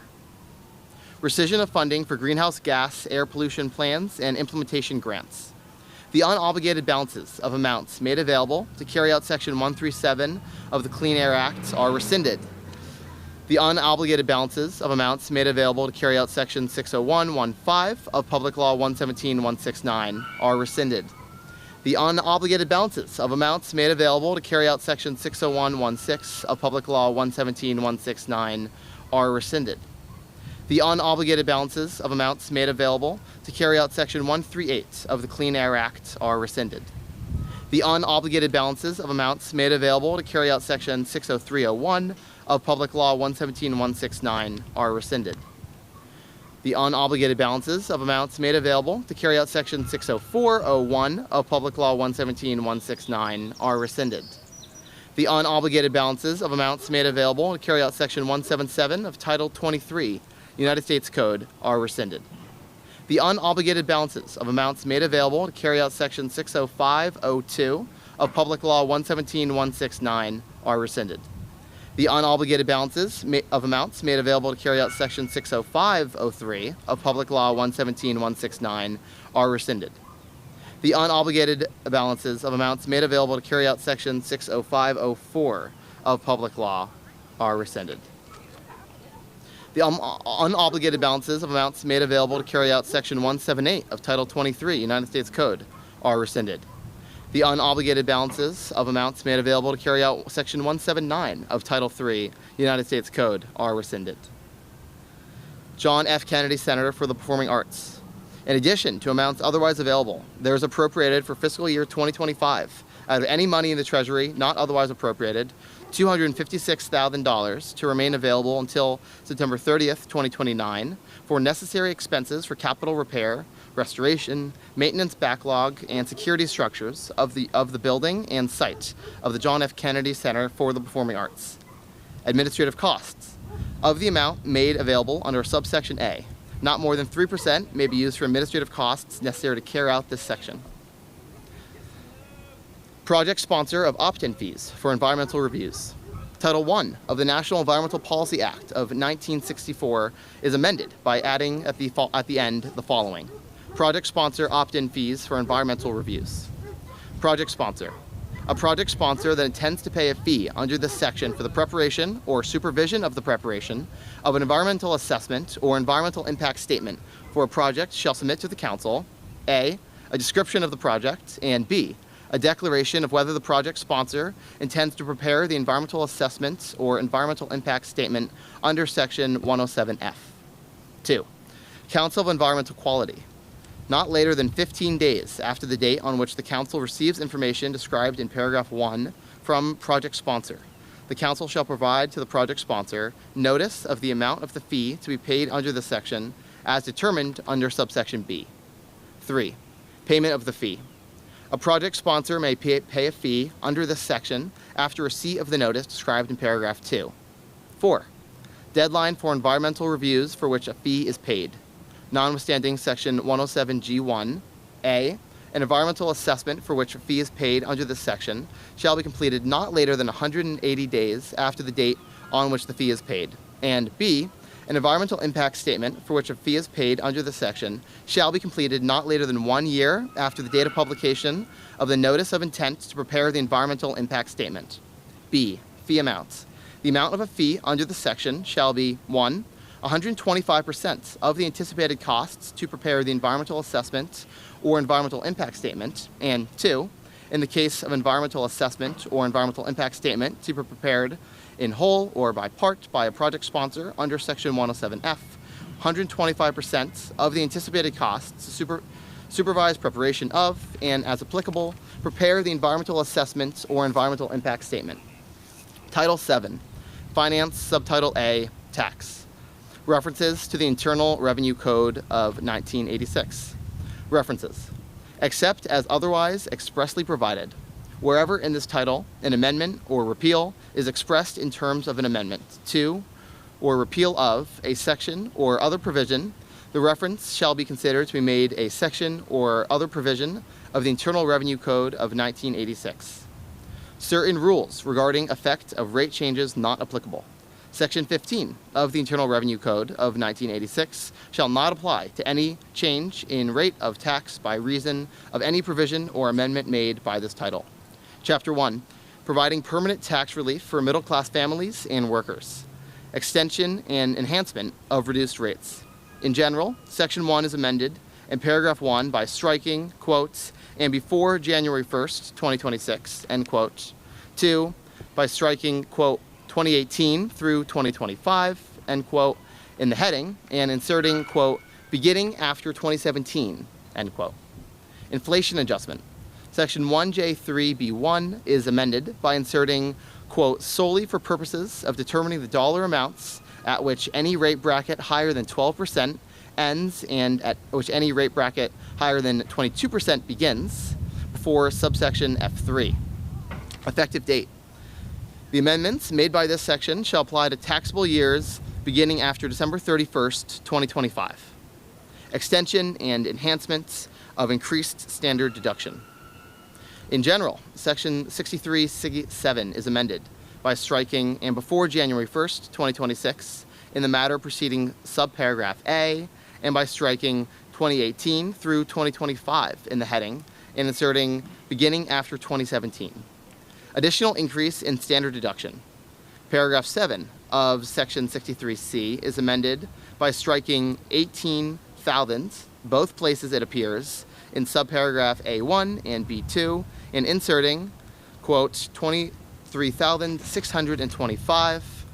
2, by striking $12,000, both places it appears, in subparagraphs A2 and B2, and inserting $15,750. By striking 2018 in subparagraph B2 and inserting 2025, and by striking 2017 in subparagraph B2 and inserting 2024. Effective date. The amendments made by this section shall apply to taxable years beginning after December 31st, 2024. Termination of deduction for personal exemptions other than temporary senior deduction. In general, Section 151D5 is amended by striking 2018 through 2025 in the heading and inserting beginning after 2017. By striking and before January 1st, 2026, and by adding at the end of the following new subparagraph, deduction for seniors. In general, in the case of a taxable year beginning before January 1st, 2029, there shall be a deduction in an equal amount to $6,000 for each qualified individual with respect to the taxpayer. Qualified individual. For purposes of Clause 1, the term qualified individual means by the taxpayer if the taxpayer has attained age 65 before the close of the taxable year, and 2, in the case of joint return, the taxpayer's spouse, if such spouse has attained age 65 before the close of the taxable year. Limitations based on modified adjusted gross income. In general, in the case of any taxpayer for any taxable year, the $6,000 amount in Clause 1 shall be reduced, but not below zero, by 6% of so much of the taxpayer's modified gross income as exceeds $75,000, $150,000 in the case of a joint return. Modified adjusted gross income. For purposes of this clause, the term modified adjusted gross income means the adjusted gross income of the taxpayer for the taxable year increased by any amount excluded from gross income under Section 911, 931, or 933. Social Security number required. In general, Clause 1 shall not apply with respect to a qualified individual unless the taxpayer includes such qualified individual's Social Security number on the return of the tax for the taxable year. Social Security number. For purposes of subclause 1, the term Social Security number has the meaning given such in Section 24H7. Married individuals. If the taxpayer is a married individual within the meaning of Section 7703, this subparagraph shall apply only if the taxpayer and the taxpayer's spouse file a joint return for the taxable year. Omission of the correct Social Security number treated as mathematical or clerical error. Section 6213G2 is amended by striking and at the end of subparagraph U by striking the period at the end of subparagraph V and inserting comma, and by inserting after subparagraph V the following new paragraph. An omission of correct Social Security number required under Section 151D5C related to deduction for seniors. The amendment made by this section shall apply to taxable years beginning after December 31st, 2024. Extension and enhancement of increased child tax credit. Extension and increase of expanded child tax credit, Section 24H, is amended in paragraph 1 by striking and before January 1st, 2026, in paragraph 2 by striking 2000 and inserting 2200, by striking 2018 through 2025 in the heading and inserting beginning after 2027. Social Security number required. Section 24H7 is amended to read as follows. Social Security number required. No credit shall be allowed under this section to a taxpayer with respect to any qualifying child unless the taxpayer includes on the return of tax for the taxable year the taxpayer's Social Security number, or, in the case of a joint return, the Social Security number of at least one spouse, and the Social Security number of such qualifying child. Social Security number.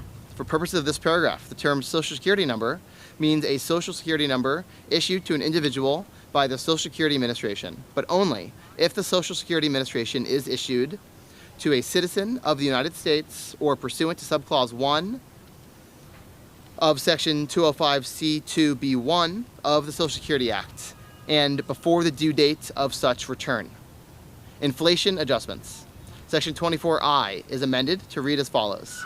Inflation adjustments. Maximum amount of refundable credit. In the case of taxable year beginning after 2024, the $1,400 amount in subsection H5 shall be increased by an amount equal to A, such dollar amount, multiplied by B, the cost of living adjustment determined under section 1F3 for the calendar year in which the taxable year begins, determined by substituting 2017 for 2016 in subparagraph A2 thereof. 2. Special rule for adjustment of credit amount. In the case of taxable year beginning after 2024, the $2,200 amount in subsection H2 shall be increased by an amount equal to A, such dollar amount multiplied by B, the cost of living adjustment determined under section 1F3 for the calendar year in which the taxable year begins, determined by substituting 2024 for 2016 in subparagraph A2 thereof. 3. Rounding. If any increase under this subsection is not a multiple of 100, such increase shall be rounded to the next lowest multiple of 100. D. Conforming amendment. Section 24H5 is amended to read as follows. Maximum amount of refundable credit. The amount determined under subsection D1A with respect to any qualifying child shall not exceed $1,400, and each subsection shall be applied without regard to paragraph 4 of this subsection. Omission of correct Social Security number treated as mathematical or clerical error is amended by striking section 24E and inserting section 24. The amendments made by this section shall apply to taxable years beginning after December 31st, 2024. Extension and enhancements of deduction for qualified business income. A. Increase in taxable income limitation phased-out amounts. Subparagraph B of section 199A(b)(3) is amended by striking $50,000, $100,000 in case of joint return, each place it appears, and inserting $75,000, $150,000 in case of joint return. Conforming amendment. Paragraph 3 is amended by striking $50,000, $100,000 in the case of joint return, each place it appears, and inserting $75,000, $150,000 in the case of a joint return. Okay, that is my time. Thank you very much for having me, and thank you for paying attention to this disastrous bill. Thank you. Okay, come on now. Okay, so start with minimum deduction. Hi, everyone. My name is Simon Heinberg, and I'm here on behalf of the League of Conservation Voters. Thank you to Congresswoman Ansari for organizing this reading and elevating the harms of this bill. This bill would kill clean energy jobs, raise energy prices, and harm public health, all to provide tax breaks for billionaires.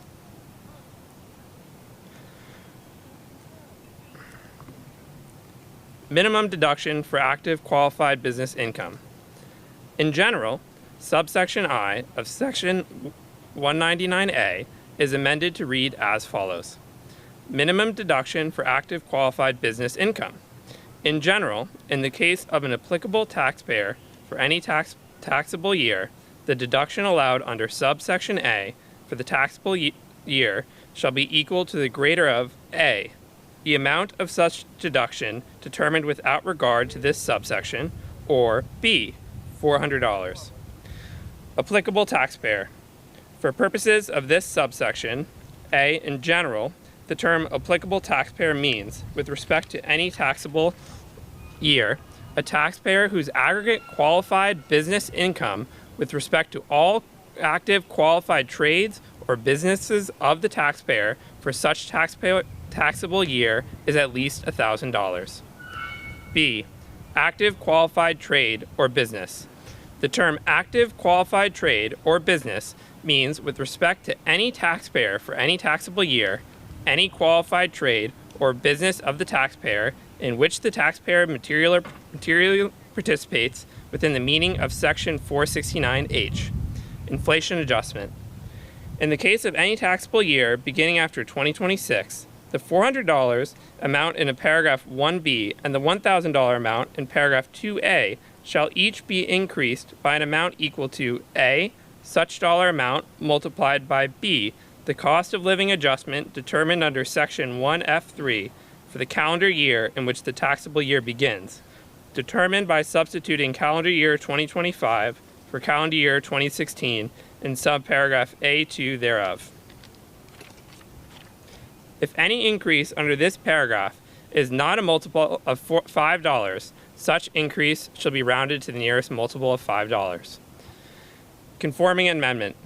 Section 199A is amended by inserting except as provided in subsection I before there. Effective date. The amendments made by this section shall apply to taxable years beginning after December 31st, 2025. Section 70106. Extension and enhancement of increased estate and gift tax exemption amounts. A. In general, section 2010C3 is amended 1. In subparagraph A by striking $5 million and inserting $15 million. 2. In subparagraph B, in the matter preceding clause I by striking 2011 and inserting 2026. And B. In clause 2 by striking calendar year 2010 and inserting calendar year 2025. And 3. By striking subparagraph C. Effective date. The amendments made by this section shall apply to estates of descendants dying and gifts made after December 31st, 2025. Section 70107. Extension of increased alternative minimum tax exemption amounts and modification of phase-out thresholds. A. In general, Section 55D4 is amended. 1. In subparagraph A by striking and before January 1st, 2026. And 2. By striking and before 2026 in the heading. B. Modification of inflation adjustment. Section 55D4B is amended. 1. By striking 2018 and inserting 2018-2026 in the case of the $1 million amount in subparagraph A2I. And 2. By striking determined by substituting calendar year 2017 for calendar year 2016 in subparagraph A2 thereof, and inserting determined by substituting for calendar year 2016 in subparagraph A thereof. 1. Calendar year 2017. In the case of the $109,400 amount in subparagraph A1I and the $70,300 amount in subparagraph A12, and 2. Calendar year 2025. In the case of the $1 million amount in subparagraph A2I. C. Modification of phase-out amount. Section 55D 4A2 is amended by striking "and" at the end of subclause 2 and by adding at the end the following new subclause. 4. By substituting 50% for 25%, and D. Effective date. The amendments made by this section shall apply to taxable years beginning after December 31st, 2025. Section 70108. Extension and modification of limitation on deduction for qualified residence interest. A. In general, Section 163H3F is amended. 1. In Clause I, A. By striking "and before January 1st, 2026. B. By redesignating subclauses 3 and 4 as subclauses 4 and 5, respectively. C. By striking subclause 3 and subclause 5 as so redesignated and inserting subclause 4. And D. By inserting after subclause 2 the following new subclause. 3. Mortgage insurance premiums treated as interest. Clause 4 of subparagraph E shall not apply. 2. By striking Clause 2 and redesignating Clauses 3 and 4 as Clauses 2 and 3, respectively. And 3. By striking 2018 through 2025 in the heading and inserting beginning after 2017. B. Effective date. The amendments made by this section shall apply to taxable years beginning after December 31st, 2025. Section 70109. Extension and modification of limitation on casualty loss deduction. A. In general, Section 165H5 is amended. 1. In subparagraph A, by striking "and before January 1st, 2026. And 2. By striking 2018 through 2025 in the heading and inserting beginning after 2017. B. Extension to state-declared disasters. 1. In general, subparagraph A of Section 165H5, as amended by subsection A, is further amended by striking I-5 and inserting I-5 or state-declared disaster. 2. Exception related to personal casualty gains. Clause 1 of Section 165H5B is amended by striking "as so defined" and inserting "as so defined or a state-declared disaster." 3. State-declared disaster. Paragraph 5 of Section 165H is amended by adding at the end of the following new subparagraph, C. State-declared disaster. For purposes of this paragraph, 1. In general, the term state-declared disaster means, with respect to any state, any natural catastrophe, including any hurricane, tornado, storm, high water, wind-driven water, tidal wave, tsunami, earthquake, volcanic eruption, landslide, mudslide, snowstorm, or drought, or, regardless of cause, any fire, flood, or explosion in any part of the state which, in the determination of the governor of such state, or the mayor in the case of the District of Columbia, and the secretary, causes damages of sufficient severity and magnitude to warrant the application of the rules of this section. 2. State. The term state includes the District of Columbia, the Commonwealth of Puerto Rico, the Virgin Islands, Guam, American Samoa, and the Commonwealth of the Northern Mariana Islands. C. Effective date. The amendments by this section shall apply to taxable years beginning after December 31st, 2025. Section 70110. Determination of miscellaneous itemized deductions other than educator expenses. A. In general, Section 67G is amended. 1. By striking "and before January 1st, 2026, and 2. By striking 2018 through 2025 in the heading and inserting beginning after 2017. B. Deduction for educator expenses. 1. In general, Section 67B is amended by striking "and" at the end of paragraph 11, by striking the period at the end of paragraph 12 and inserting and by adding at the end the following new paragraph. 13. the deductions allowed by Section 162 for educator expenses as defined in subsection G. 2. Inclusion of coaches and certain non-athletic instructional equipment. Section 67 is amended by redesignating subsection G as amended by this section as subsection H, and by inserting after subsection F the following new section. G. Educator expenses. For the purpose of subsection B13, the term educator expenses means expenses of a type which would be described in section 62A2D if 1. Such section were applied, A. Without regard to the dollar limitation, B. Without regard to, other than non-athletic supplies for courses of instruction or in health or physical education, in clause 2 thereof, and C. By substituting as part of instructional activity for in the classroom in clause 2 thereof, and 2. Section 62D1A were applied by inserting interscholastic sports administrator or coach after counselor. C. Effective date. The amendments made by this section shall apply to taxable years beginning after December 31st, 2025. Section 70111. Limitation on tax benefit of itemized deductions. A. In general, Section 68 is amended to read as follows. A. In general, in the case of an individual, the amount of the itemized deduction otherwise allowable for the taxable year, determined without regard to this section, shall be reduced by 2/37 of the lesser of 1. Such amount of itemized deductions, or 2.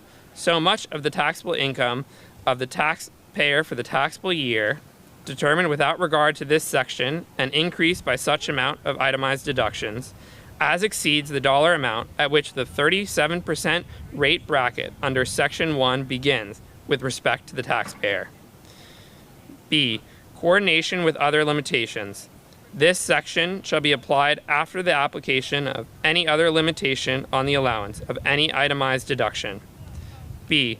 Limitation not applicable to determination of deduction for qualified business income. 1. In general, Section 199A E1 is amended by inserting without regard to Section 68 and after shall be computed. Thank you so much, and let's kill this bill.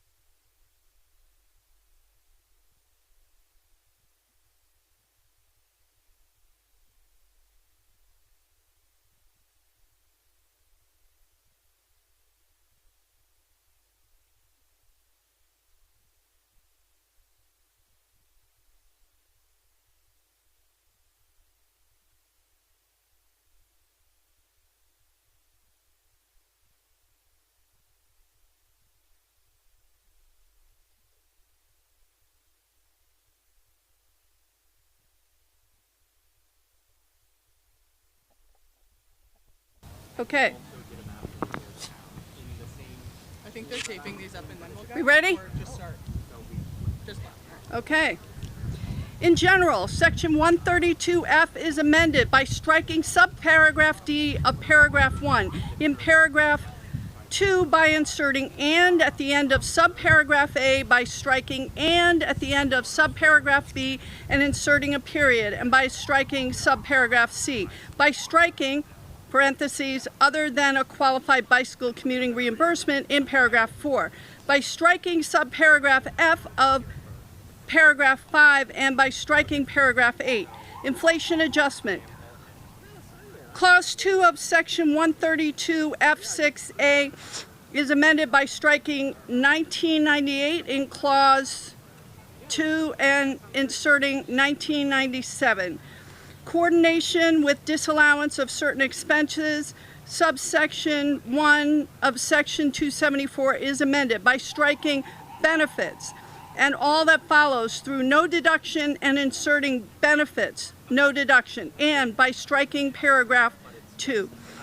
Effective date. The amendments made by this section shall apply to taxable years beginning after December 31st, 2025. Section 70113, extension and modification of limitation on deduction and exclusion for moving expenses. Extension of limitation on deduction, section 217K is amended by striking "and before January 1st, 2026, and by striking 2018 through 2025 in the heading and inserting "beginning after 2017.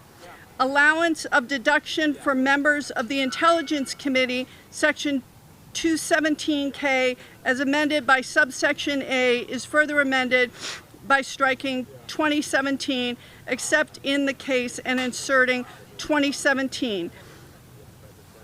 In general, except in the case, and by adding at the end of the following new paragraph, members of the intelligence community, an employee or new appointee of the Intelligence Committee as defined in Section 3 of the National Security Act of 1947, parentheses, 50 USC 3003, parentheses, other than a member of the Armed Forces of the United States who moves pursuant to a change in assignment which requires relocation shall be treated for the purposes of this section in the same manner as an individual to whom subsection G applies. Extension of limitations on exclusion. Section 132 is amended by striking "and before January 1st, 2026, and by striking 2018 through 2025 in the heading and inserting "beginning after 2017. Allowance of exclusion for members of the Intelligence Committee, section 132G2 of the Internal Revenue Code of 1976 is amended by inserting "or an employee or new appointee of the intelligence community as defined in Section 3 of the National Security Act of 1947, 50 USC 3003, other than a member of the Armed Forces of the United States who moves pursuant to changes in assignment that requires relocation after change of station." The amendments made by this section shall apply to taxable years beginning after December 31st, 2025. Section 70114, extension and modification of limitation of wagering losses. In general, Section 165 is amended by striking subsection D and inserting the following: wagering losses. In general, for purposes of losses from wagering transactions, the amount allowed as a deduction for any taxable year, A, shall be equal to 90% of the amount of such losses during a taxable year, and B, shall be allowed only to the extent of the gains from such transactions during a taxable year. 2, special rule. For purposes of paragraph 1, the terms "losses from wagering transactions" include any deduction otherwise allowable under this chapter incurred in carrying any wagering transaction. Effective date. The amendment made by this section shall apply to taxable years beginning after December 31st, 2025. Section 70115, extension and enhancement of increased limitations on contributions to ABLE accounts. In general, Section 529A is amended in clause 1 by inserting determined by substitution 1996 for 1997 in paragraph 2, section B thereof, after section 2503B. And in clause 2 by striking before January 1st, 2026. Effective dates. In general, except as otherwise provided in this subsection, the amendments made by this section shall apply to contributions made after December 31st, 2025. Modified inflation adjustment. The amendment made by subsection A1 shall apply to taxable years beginning after December 31st, 2025. Section 70116, extension and enhancement of savers credit allowed for able contributions. A, extension. In general, section 25B D1 is amended to read as follows.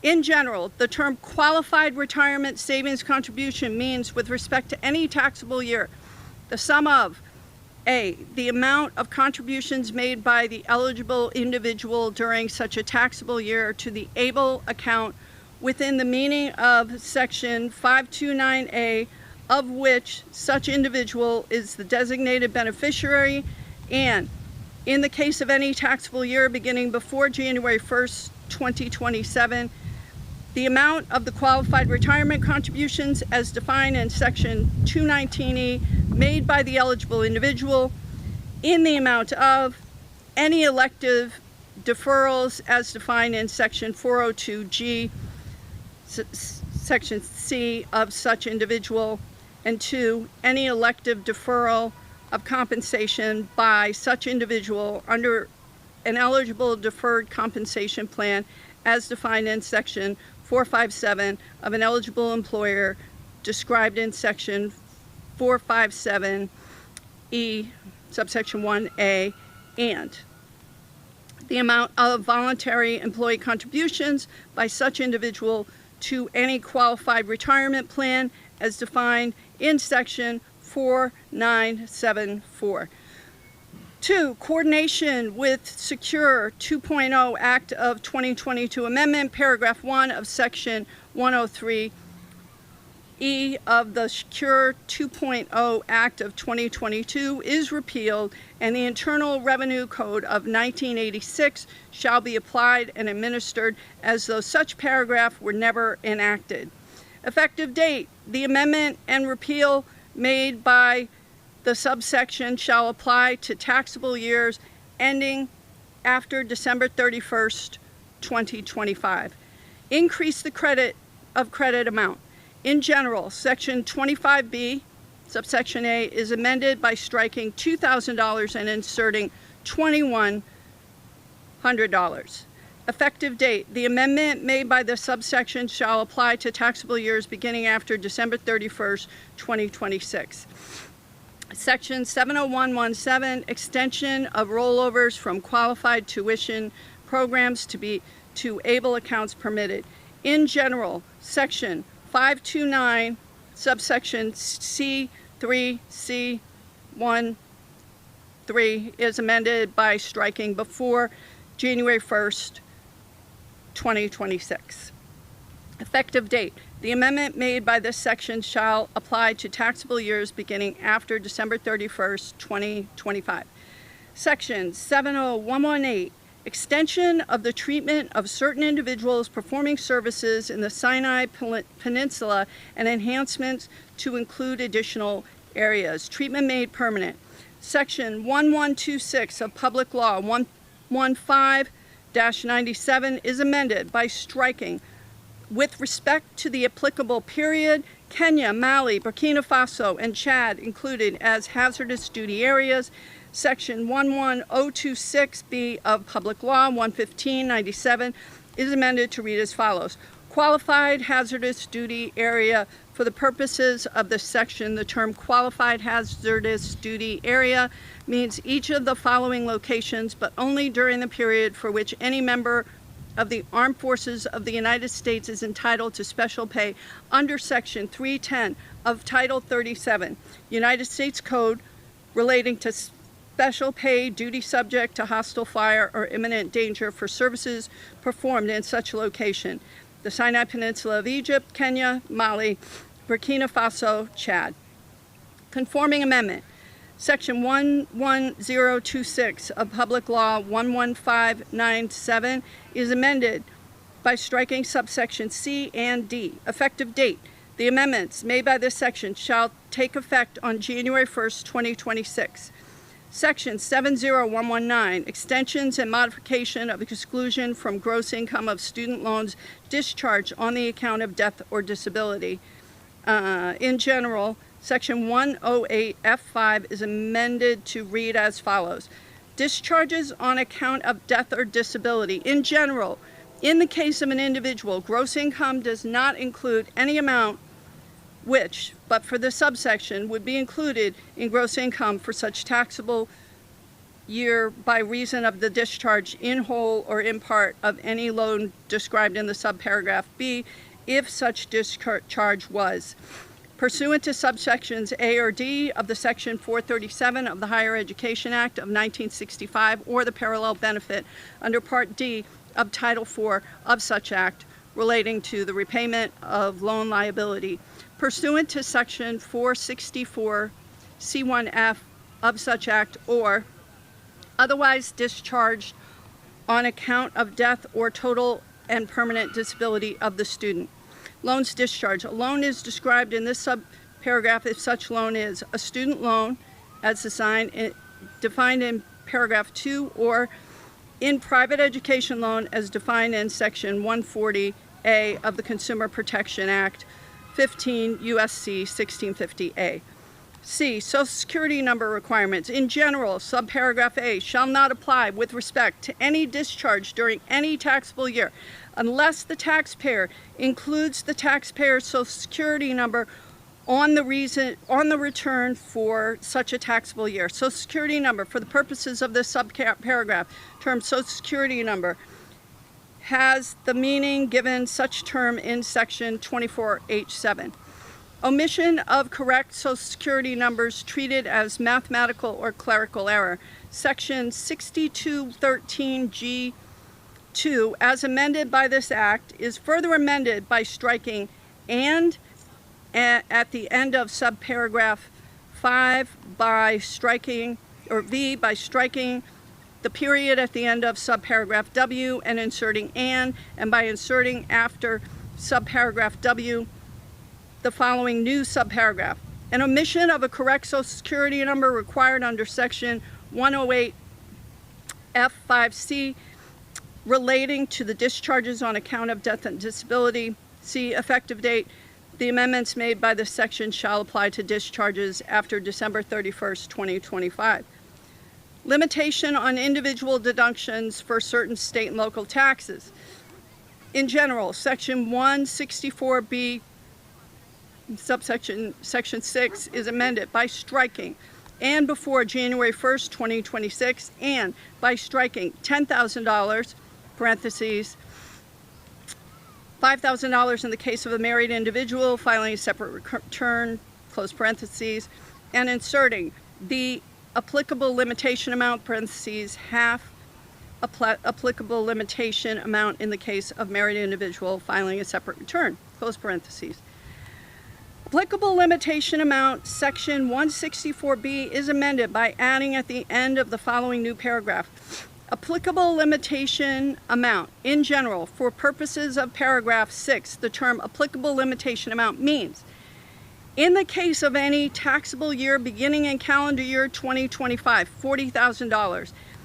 2, in this case of any taxable year beginning in calendar year 2026, $40,400. In the case of any taxable year beginning after calendar year 2026 and before 2030, 101% of the dollar amount in effect under this subparagraph for taxable years beginning in the preceding calendar year and in the case of any taxable year beginning after calendar year 2029, $10,000. Phased down based on modified adjusted gross income. In general, except as provided in clause 3, in the case of any taxable year beginning before January 1st, 2030, the applicable limitation amount shall be reduced by 30% of the excess, if any, of the taxpayer's modified adjusted gross income over the threshold amount, half the threshold amount in the case of a married individual filing a separate return. Threshold amount. For purposes of this subparagraph, the term threshold amount means 1. In the case of any taxable year beginning in calendar year 2025, $500,000. In the case of any taxable year beginning in calendar year 2026, $505,000, and in the case of any taxable year beginning after calendar year 2026, 101% of the dollar amount in effect under this subparagraph for taxable years beginning in the preceding calendar year. Limitation on reduction. The reduction under clause 1 shall result in the applicable limitation amount being less than $10,000. Modified adjusted gross income. For purposes of this paragraph, the term modified adjusted gross income means adjusted gross income increased by any amount excluded from gross income under sections 911, 931, or 933. The amendments made by this section shall apply to taxable years beginning after December 31st, 2024. Chapter 2, delivering on presidential priorities to provide new middle-class tax relief. Section 70201, no tax on tips. Deductions allowed. Part 7 of Subchapter B on Chapter 1 is amended by redesignating Section 224 as Section 225 and by inserting after Section 223 the following new section. Qualified tips. There should be allowed a deduction in the amount equal to the qualified tips received during the taxable year that are included on statements furnished to the individual pursuant to Section 6041D3, 6041A, 6050W, or 6051A18, or reported by the taxpayer on Form 4137 or successor. Limitation. In general, the amount allowed as a deduction under this section for any taxable year should not exceed $25,000. Limitation based on adjusted gross income. In general, the amount allowed as a deduction under subsection A after application by paragraph 1 shall be reduced, but not below zero, by $100 for each $1,000 by which the taxpayer's modified adjusted gross income exceeds $150,000, $300,000 in the case of a joint return. Modified adjusted gross income. For the purposes of this paragraph, the term modified gross adjusted income means the adjusted gross income of the taxpayer for the taxable year increased by any amount excluded from gross income or under Section 911, 931, or 933. Tips received in the course of trade or business. In the case of qualified tips received by an individual during any taxable year in the course of a trade or business other than the trade or business of performing services as an employee, such individuals, such qualified tips should be taken into account under subsection A only to the extent that the gross income for the taxpayer from such trade or business for such taxable year, including such qualified tips, exceeds the sum of deductions other than the deduction allowed under this section allocatable to the trade or business in which such qualified tips are received by the individual for such taxable year.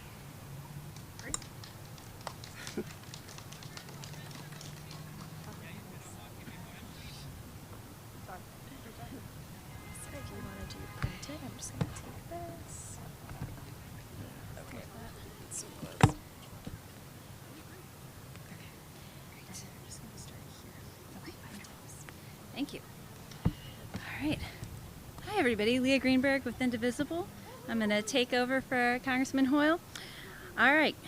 D, qualified tips. For purposes of this section, 1, in general, the term qualified tips means cash tips received by an individual in an occupation which customarily and regularly receive tips on or before December 31st, 2024, as provided by the Secretary. 2. Exclusions. Such term shall not include any amount received by an individual unless A. Such amount is paid voluntarily without any consequence in the event of non-payment, is not the subject of negotiation, and is determined by the payer. B. The trade or business in the course of which the individual receives such amount is not a specified service, trade, or business. And C. Such other requirements as may be established by the Secretary in regulations or other guidance are satisfied.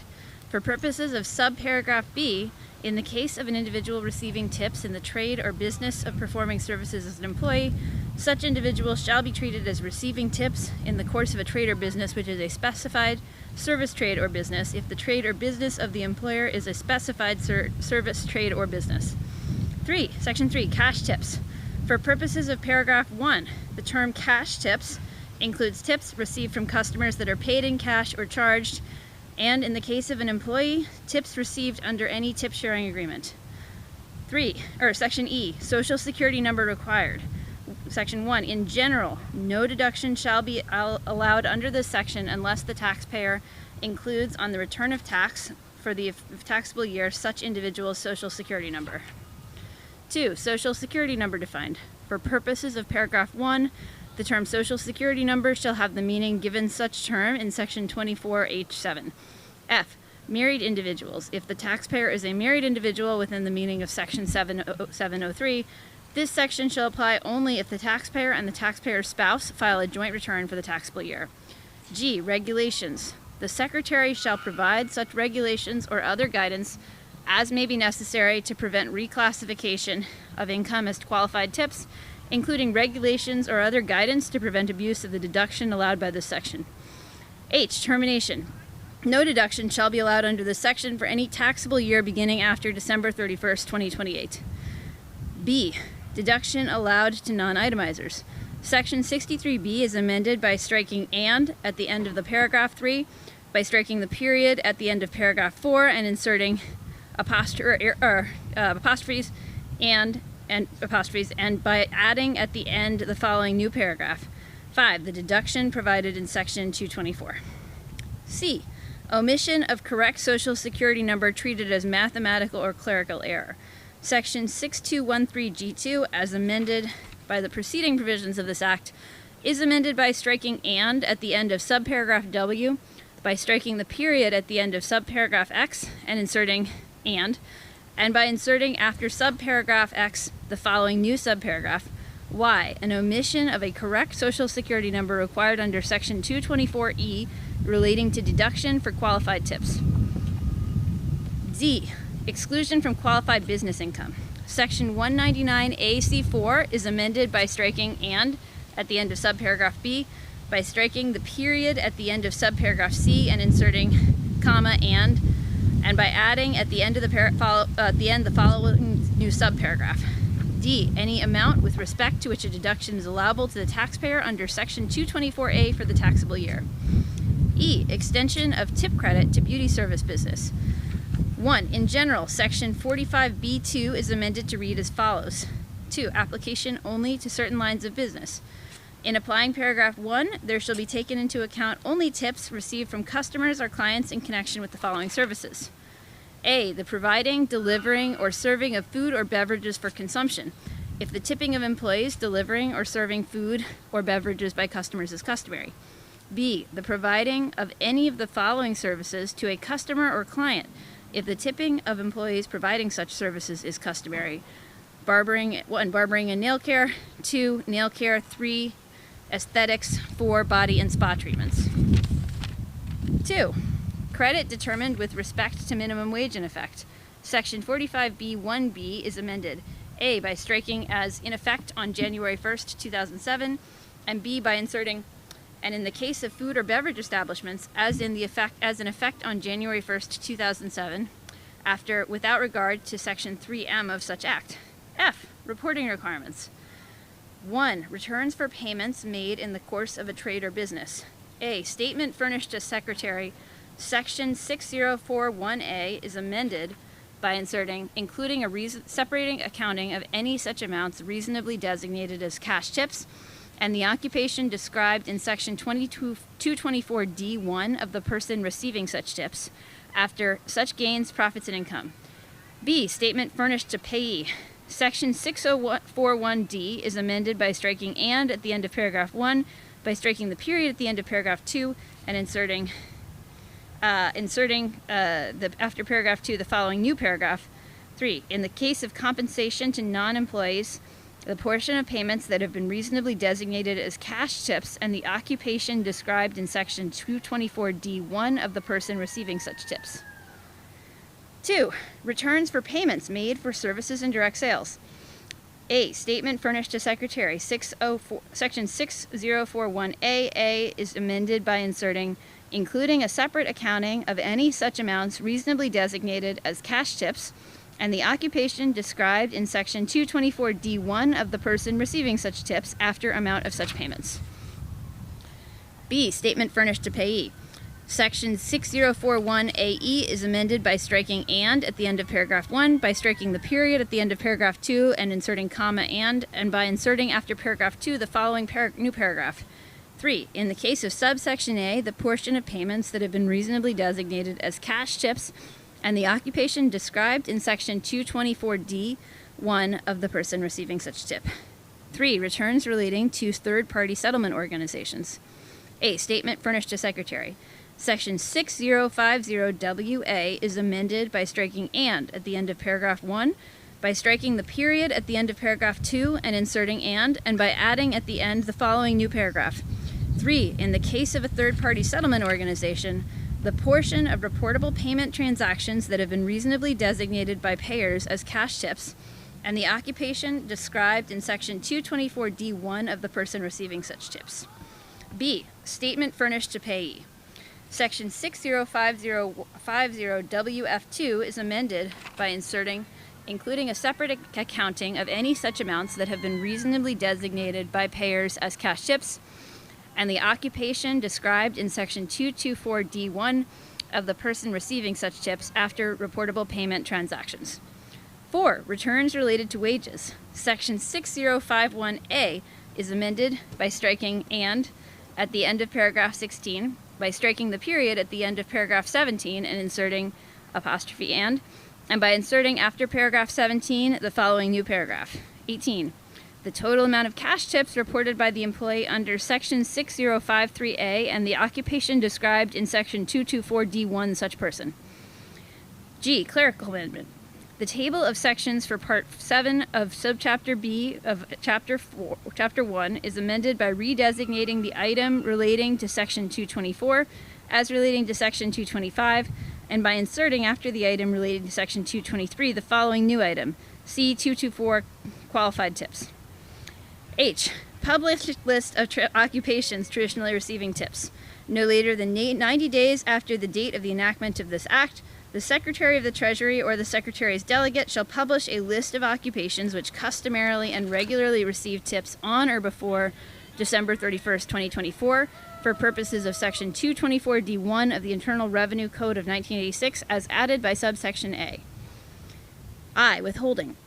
The Secretary of the Treasury or the Secretary's delegate shall modify the procedures prescribed under Section 3402A of the Internal Revenue Code of 1986 for taxable years beginning after December 31st, 2025, to take into account the deduction allowed under Section 224 of such code as added by this Act. J. Effective date. The amendments made by this section shall apply to taxable years beginning after December 31st, 2024. K. Transition rule. In the case of any cash tips required to be reported for periods before January 1st, 2026, persons required to file returns or statements under Section 6041A, 6041D3, 6041AA, 6041AE3, 6050WA, or 6050WF2 of the Internal Revenue Code of 1986, as amended by this section, may approximate a separate accounting of amounts designated as cash tips by any reasonable method specified by the Secretary. Section 70202, no tax on overtime. A. Deduction allowed. Part 7 of Subchapter B of Chapter 1, as amended by the preceding provisions of this Act, is amended by redesignating Section 225 as Section 226 and by inserting after Section 224 the following new section. Section 225, qualified overtime compensation. In general, there shall be allowed as deduction an amount equal to the qualified overtime compensation received during the taxable year and included on statements furnished to the individual pursuant to Section 6041D4 or 6051A19. Limitation. 1. In general, the amount allowed as a deduction under this section for any taxable year shall not exceed $12,500, $25,000 in the case of a joint return. 2. Limitation based on adjusted gross income. A. In general, the amount allowable as a deduction under subsection A after application of paragraph 1 shall be reduced but not below zero, by $100 for each $1,000 by which the taxpayer's modified adjusted gross income exceeds $150,000, parentheses, $300,000 in the case of a joint return. B. Modified adjusted gross income. For purposes of this paragraph, the term modified adjusted gross income means the adjusted gross income of the taxpayer for the taxable year increased by any amount excluded from gross income under Section 911, 931, or 933. C. Qualified overtime compensation. 1. In general, for purposes of this section, the term qualified overtime compensation means overtime compensation paid to an individual required under Section 7 of the Fair Labor Standards Act of 1938 that is in excess of the regular rate as used in such section at which such individual is employed. 2. Exclusions. Such term shall not include any qualified tip as defined in Section 224D. D. Social Security number required. 1. In general, no deduction shall be allowed under this section unless the taxpayer includes on the return of the tax for the taxable year such individual's Social Security number. 2. Social Security number defined. For purposes of paragraph 1, the term Social Security number shall have the meaning given such term in Section 24H7. E. Married individuals. If the taxpayer is a married individual within the meaning of Section 7703, this section shall apply only if the taxpayer and the taxpayer's spouse file a joint return for the taxable year.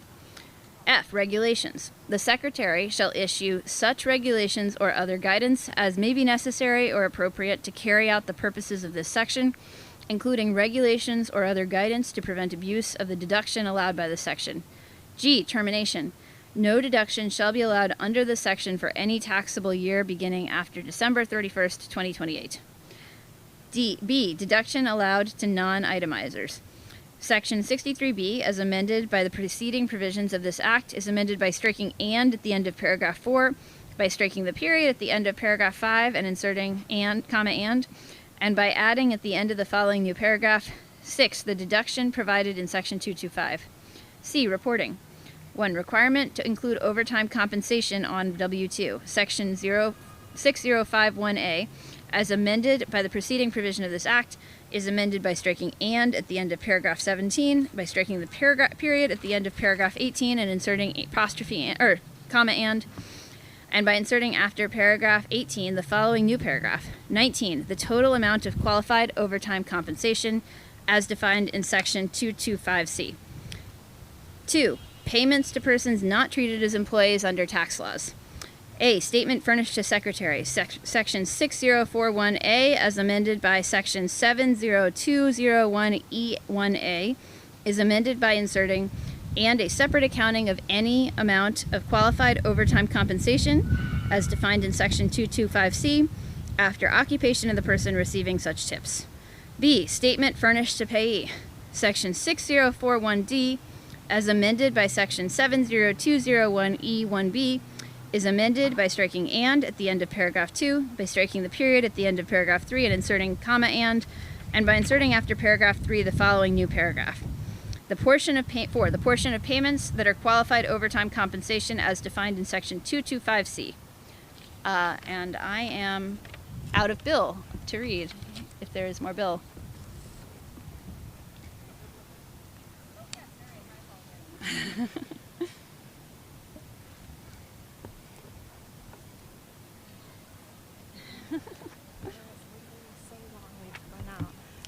It's a long bill. Okay. Omission of correct Social Security number treated as mathematical or clerical error. Section 6213G2, as amended by the preceding provisions of this Act, is amended by striking "and" at the end of subparagraph X, by striking the period at the end of subparagraph Y and inserting comma "and by inserting after subparagraph Y the following new subparagraph. Z, an omission of a correct Social Security number required under Section 225D relating to deduction of qualified overtime. E, clerical amendment. The table of sections for Part 7 of Subchapter B of Chapter 1, as amended by the preceding provisions of this Act, is amended by redesignating the item relating to Section 225 as an item relating to Section 226, and by inserting after the item relating to Section 224 the following new item, Section 225, qualified overtime compensation. F, withholding. The Secretary of the Treasury or the Secretary's delegate shall modify the procedures prescribed under Sections 3402A of the Internal Revenue Code of 1986 for taxable years beginning after December 31st, 2025, to take into account the deduction allowed under Section 225 of such code as added by this Act. G, effective date. The amendments made by this section shall apply to taxable years beginning after December 31st, 2024. H, transition rule. In the case of qualified overtime compensation required to be reported for periods before January 1st, 2026, persons required to file returns or statements under Section 6051 of the Internal Revenue Code of 1986 may approximate a separate accounting of amounts designated as qualified overtime compensation by any reasonable method specified by the Secretary.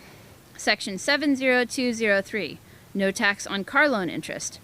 In general, Section 163H is amended by redesignating paragraph 4 as paragraph 5 and by inserting after paragraph 3 the following new paragraph. 4. Special rules for taxable years 2025 through 2028 relating to qualified passenger vehicle loan interest.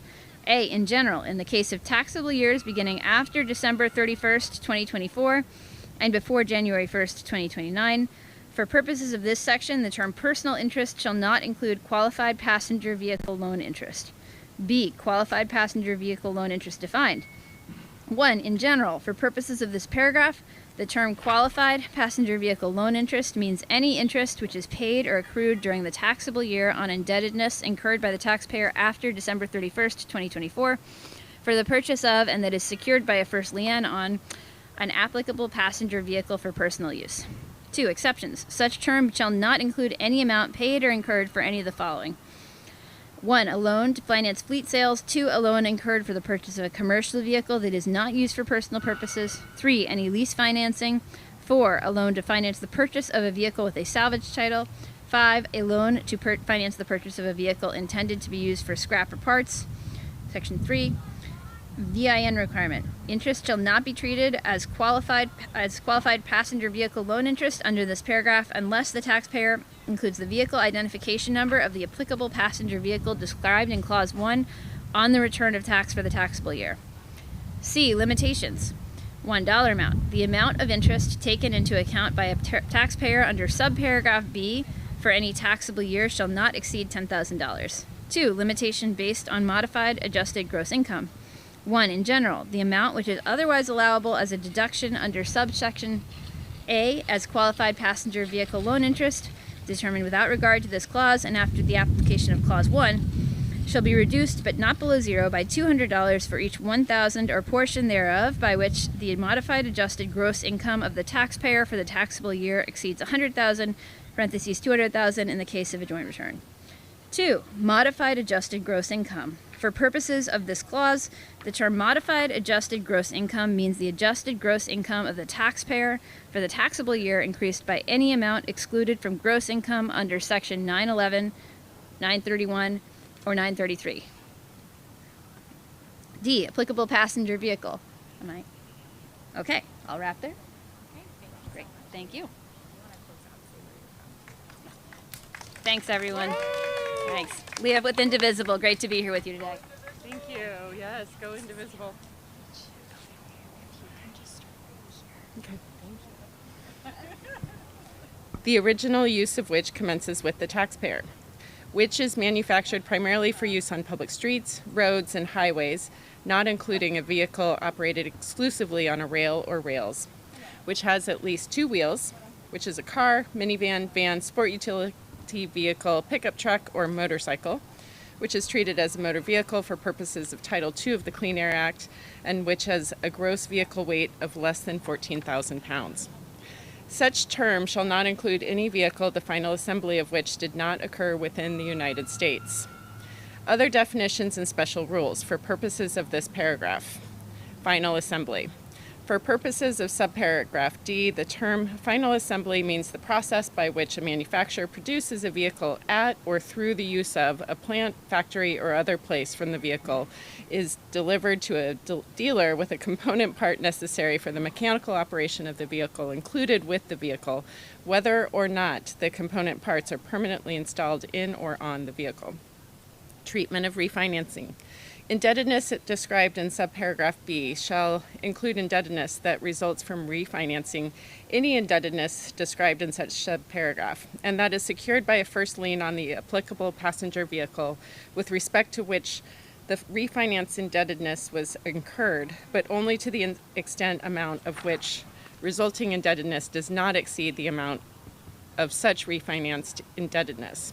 Related parties. Indebtedness described in subparagraph B shall not include any indebtedness owed to a person who is related. Deduction allowed to non-itemizers. Section 63B, as amended by the preceding provision of this act, is amended by striking and at the end of paragraph 5 by striking the period at the end of the paragraph and inserting and by adding at the end of the following new paragraph, quote, so much of the deduction allowed by section 163A as is attributable to the exception under section 163H subsection 4A. Reporting. In general, subpart B of part 3 of subchapter A of chapter 61 is amended by adding at the end of the following new section. In general, any person who is engaged in a trade or business and who, in the course of such trade or business, receives from any individual interest aggregating $600 or more for any calendar year on a specific passenger vehicle loan shall make the return described in subsection B with respect to each individual from whom such interest was received at such time as the Secretary may provide. Form and manner of returns. A return is described in this subsection if such return is 1, in such form as the Secretary may prescribe, and 2, contains A, the name and address of the individual from whom the interest described in subsection A2 was received, B, the amount of such interest received for the calendar year, C, the amount of outstanding principal on the specific passenger vehicle loan of the beginning of such calendar year, D, the date of the origination of such loan, E, the year, make, model, and vehicle identification number of the applicable passenger vehicle which secures such loan, or other description of such vehicle as the Secretary may prescribe, and F, such other information as the Secretary may prescribe. Statements to be furnished to individuals with respect to whom information is required. Every person is required to make a return under subsection A, shall furnish to each individual whose name is required to be set forth in such return a written statement showing 1, the name, address, and phone number of the information contact of the person required to make such return, and 2, the information described in some paragraphs B, C, D, and E of the subsection B2 with respect to such individual and such information as is described in subsection B2F with respect to such individual as the Secretary may provide for purposes of this subsection. The written statement required under the preceding sentence shall be furnished on or before January 31st of the year following the calendar year for which the return under subsection A was required to be made. D, definitions. For purposes of this section, 1, in general, terms used in this section which are used in paragraph 4 of section 163H, subsection H, shall have the same meaning as when used in such paragraph. 2, specified passenger vehicle loan. The term specified passenger vehicle loan means the indebtedness described in section 163H subsection 4B with respect to any applicable passenger vehicle. E, regulations. The Secretary shall issue such regulations or other guidance as may be necessary or appropriate to carry out the purposes of this section, including regulations or other guidance to prevent the duplicate reporting of information under this section. Applicability. No return shall be required under this section for any period to which section 163H subsection 4 does not apply. Penalties, section 6724D is amended, and that was crossed out. 29, section, well, lots of sections, relating to returns relating to applicable passenger vehicle loan interest received in trade or business from individuals. And B, section 6050 AAC, relating to statements related to applicable passenger vehicle loan interest received in trade or business from individuals. Conforming amendments. The table of sections for subpart B of Part 3 of Subchapter A of Chapter 61 is amended by adding at the end the following new item. Section 6050 AA. Returns relating to applicable passenger vehicle loan interest received in trade or business from individuals. E. Effective date. The amendments made by this section shall apply to indebtedness incurred after December 31st, 2024. Next, Trump Accounts and Contribution Pilot Program. This will be fun. Trump Accounts. In general, Subchapter F of Chapter 1 is amended by adding at the end of the following new part. Part 9, Trump Accounts. Section 530A, Trump Accounts. General Rule. Except as provided in this section or under regulations or guidance established by the Secretary, a Trump account shall be treated for purposes of this title in the same manner as an individual retirement account under Section 408, subsection A. Trump account. For purposes of this section, 1. In general, the term Trump account means an individual retirement account as defined in Section 408A, which is not designated as a Roth IRA, and which meets the following requirements. A.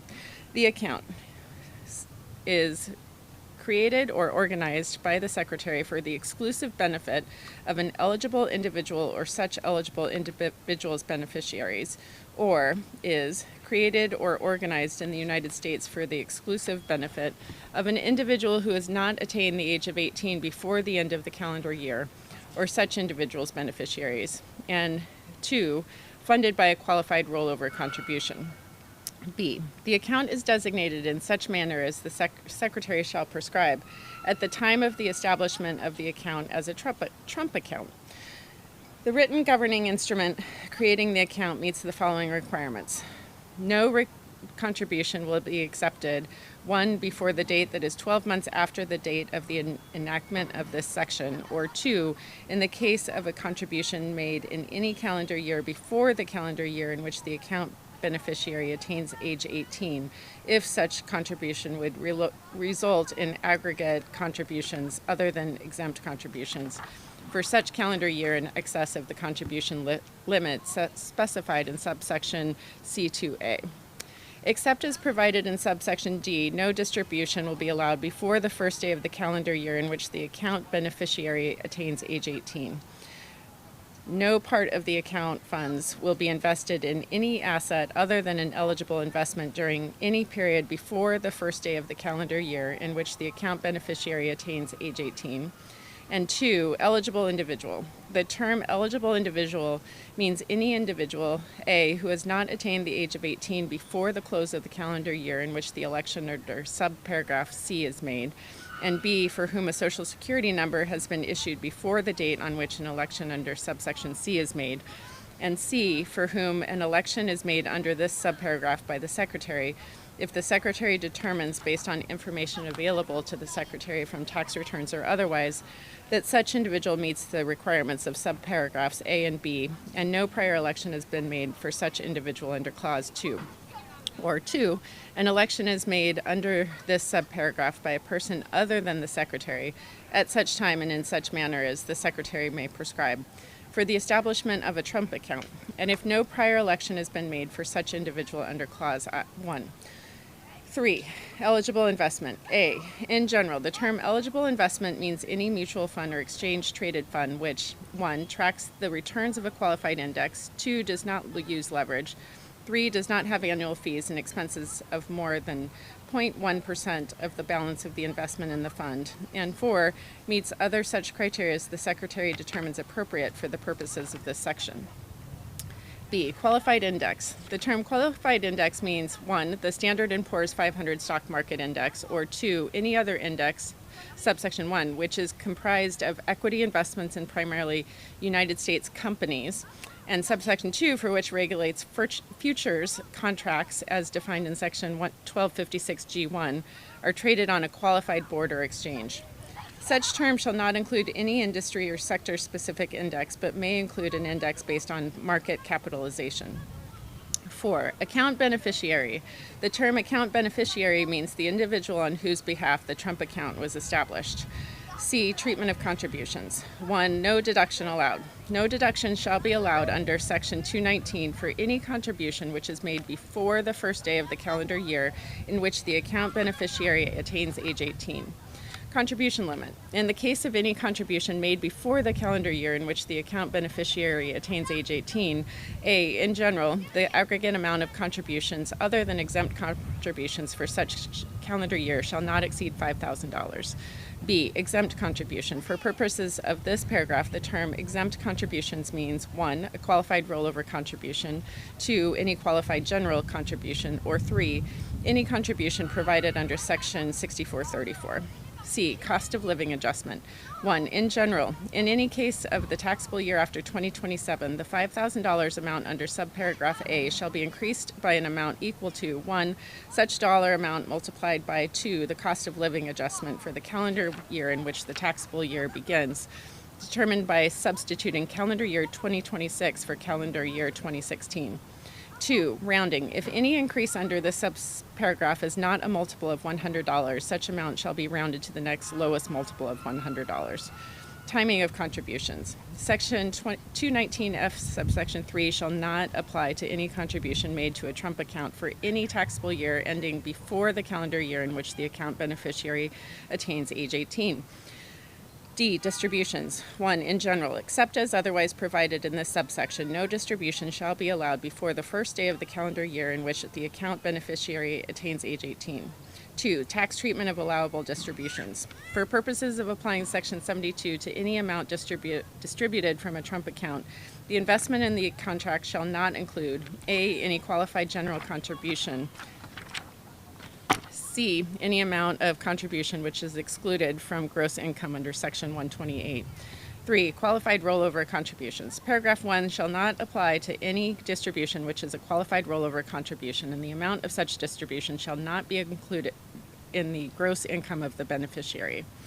4. Qualified able rollover contributions. A. In general, paragraph 1 shall not apply to any distribution which is a qualified able rollover contribution, and the amount of such distribution shall not be included in the gross income of the beneficiary. B. Qualified able rollover contribution. For purposes of this section, the term qualified able rollover contribution means an amount which is paid during the calendar year in which the account beneficiary attains age 18 in a direct trustee-to-trustee transfer from a Trump account maintained for the benefit of the account beneficiary to an able account for the benefit of such account beneficiary, but only if the amount of such payment is equal to the entire balance of the Trump account from which the payment is made. Distributions of excess contributions. In the case of any contribution which is made before the calendar year in which the account beneficiary attains age 18 and which is in excess of the limitation in effect under subsection C2A for the calendar year, A. Paragraph 1 shall not apply to the distribution of such excess. B. The amount of such distribution shall not be included in gross income of the account beneficiary. And C. The tax imposed by this chapter on the distributee for the taxable year in which the distribution is made shall be increased by 100% of the amount of net income attributable to such excess. C. Treatment of death of account beneficiary. If by reason of the death of the account beneficiary before the first day of the calendar year in which the account beneficiary attains age 18, any person acquires the account beneficiary's interest in the Trump account, A. Paragraph 1 shall not apply. B. Such account shall cease to be a Trump account as of the date of death. And C. An amount equal to the fair market value of the assets reduced by the investment in the contract in such account on such date shall 1. If such a person is not the estate of such beneficiary, be included in such person's gross income for the taxable year which includes such date, or 2. If such person is the estate of such beneficiary, be included in such beneficiary's gross income for the last taxable year of such beneficiary. Okay, great. We're on qualified rollover contributions. Thank you so much, Congresswoman. Good, good. Perfect. Hi, everyone. Thank you so much for being here. Just want to give a quick update. First of all, as folks know, we started off this morning at 8 a.m. reading the text of the bill that was publicly available because senators were deep into the night negotiating without even knowing what bill they were talking about and what text they were talking about. So this is the current version.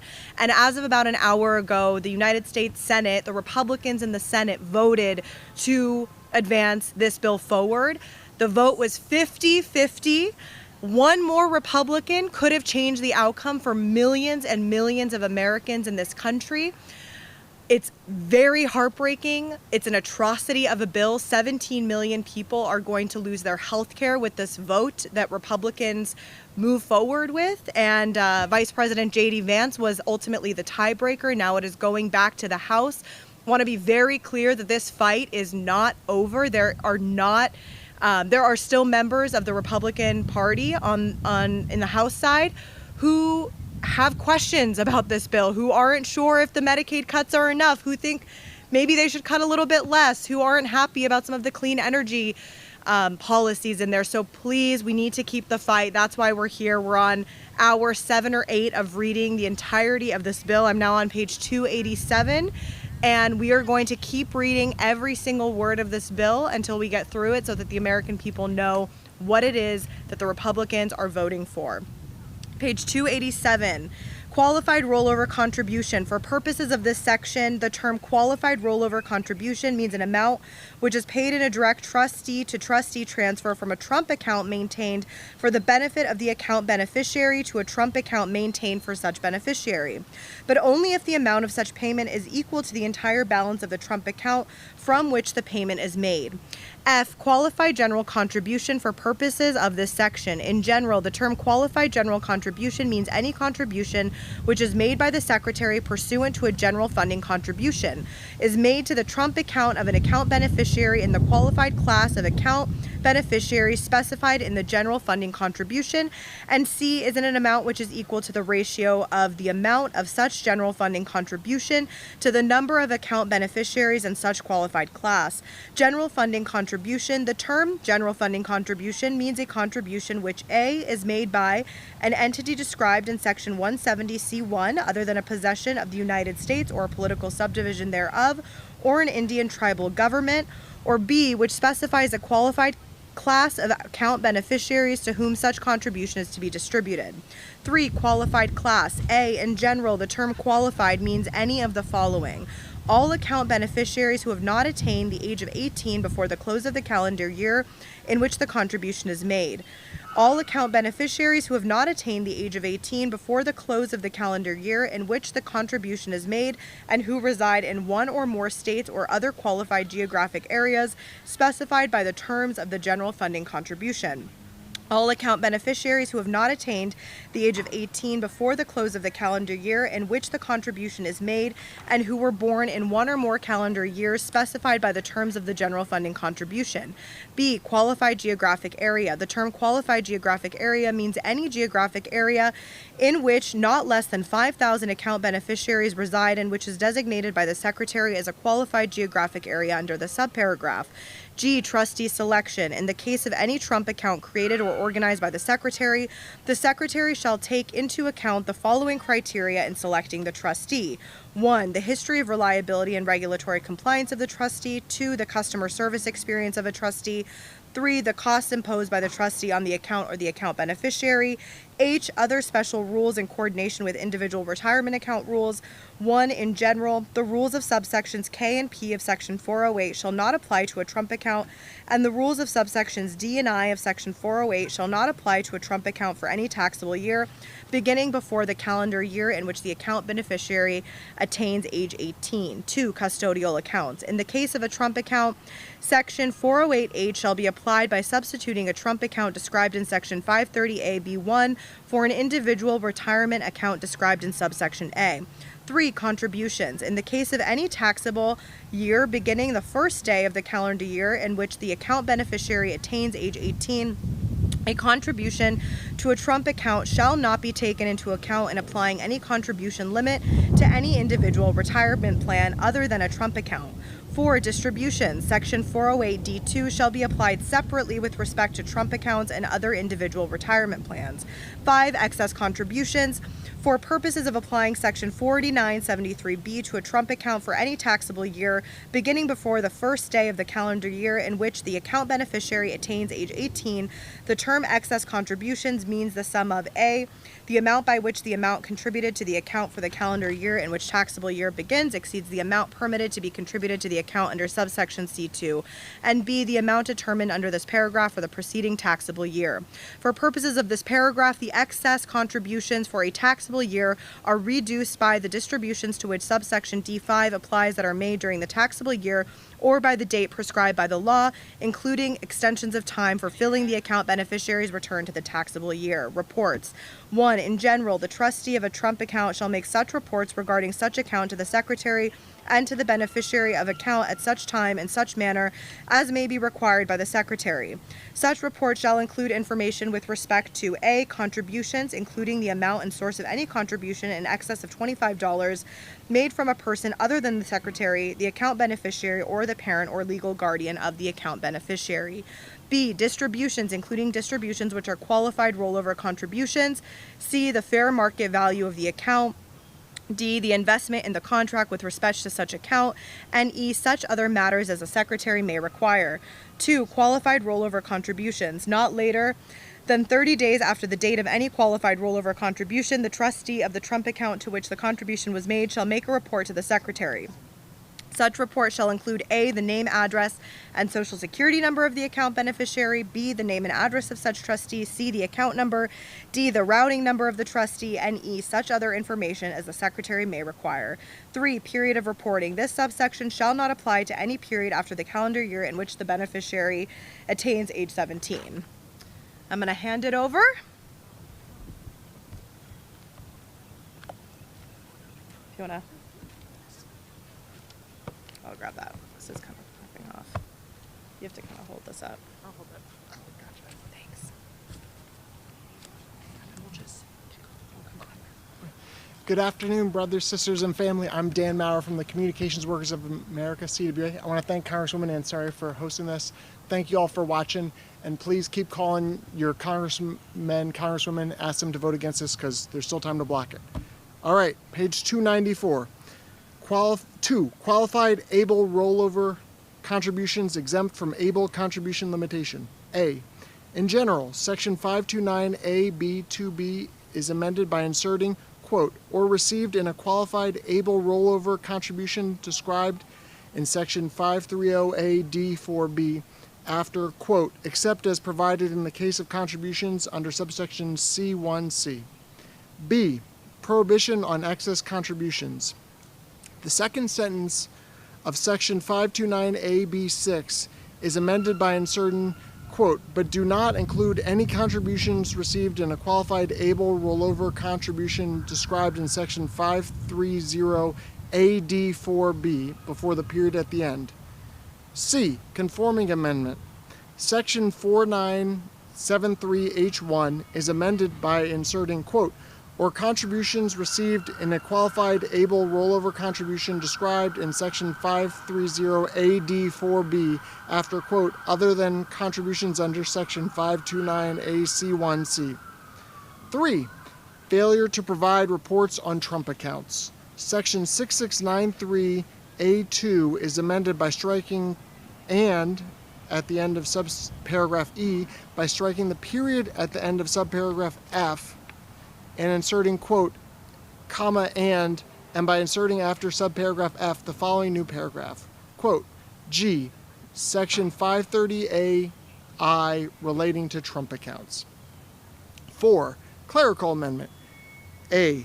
The table of parts for subchapter F of chapter 1 is amended by adding at the end the following new item, Part 9, Trump accounts. B. Employer contributions. 1. In general, Part 3 of Subchapter B of Chapter 1 is amended by inserting after Section 127 the following new section. Section 128, Employer contributions to Trump accounts. A. In general, The gross income of an employee does not include amounts paid by the employer as a contribution to the Trump account of such employee or of any dependent of such employee if the amounts are paid or incurred pursuant to a program which is described in subsection C. B. Limitation. 1. In general, the amount which may be excluded under subsection A with respect to any employee shall not exceed $2,500. 2. Inflation adjustment. A. In general, in the case of any taxable year beginning after 2027, the $2,500 amount in paragraph 1 shall be increased by an amount equal to 1. Such dollar amount multiplied by 2. The cost of living adjustment determined under subsection 1F3 for the calendar year in which the taxable year begins by substituting, quote, calendar year 2026 for calendar year 2016 in subparagraph A2 thereof. B. Rounding. If any increase determined under subparagraph A is not a multiple of $100, such increase shall be rounded to the next lowest multiple of $100. C. Trump Account Contribution Program. For purposes of this section, a Trump Account Contribution Program is a separate written plan of an employer for the exclusive benefit of his employees to provide contributions to the Trump accounts of such employees or dependents of such employees, which meets requirements similar to the requirements of paragraphs 2, 3, 6, 7, and 8 of section 129D. 2. Clerical amendment. The table of sections for Part 3 of Subchapter B of Chapter 1 is amended by inserting after the item relating to Section 127 the following new item: Section 128, Employer Contributions to Trump Accounts. C. Certain contributions excluded from gross income. 1. In general, Part 3 of Subchapter B of Chapter 1 is amended by inserting before Section 140 the following new section. Section 139J, Certain Contributions to Trump Accounts. A. In general, gross income of an account beneficiary shall not include any qualified general contribution to a Trump account of the account beneficiary. B. Definitions. Any term used in this section, which is used in Section 530A, shall have the meaning given under such term under Section 530A. 2. Clerical amendment. The table of sections for Part 3 of Subchapter B is amended by inserting before the item relating to Section 140 the following new item: Section 139J, Certain Contributions to Trump Accounts. D. Trump Accounts Contribution Pilot Program. 1. In general, Subchapter B of Chapter 65 is amended by adding at the end the following new section. Section 6434, Trump Accounts Contribution Pilot Program. A. In general, in the case of an individual who makes an election under this section with respect to an eligible child of the individual, such eligible child shall be treated as making a payment against the tax imposed by Subtitle A for the taxable year for which the election was made in an amount equal to $1,000. B. Refund of payment. The amount treated as a payment under subsection A shall be paid by the Secretary to the Trump account with respect to which such eligible child is the account beneficiary. C. Eligible child. For purposes of this section, the term eligible child means a qualifying child, as defined in Section 152C, 1. Who is born after December 31st, 2024 and before January 1st, 2029. 2. With respect to whom no prior election has been made under this section by such individual or any other individual. And 3. Who is a United States citizen. D. Election. An election under this section shall be made at such time and in such manner as the Secretary shall provide. E. Social Security number required. 1. In general, this section shall not apply to any taxpayer unless such individual includes with the election made under this section the Social Security number of the child of the eligible child with respect to whom the election is made.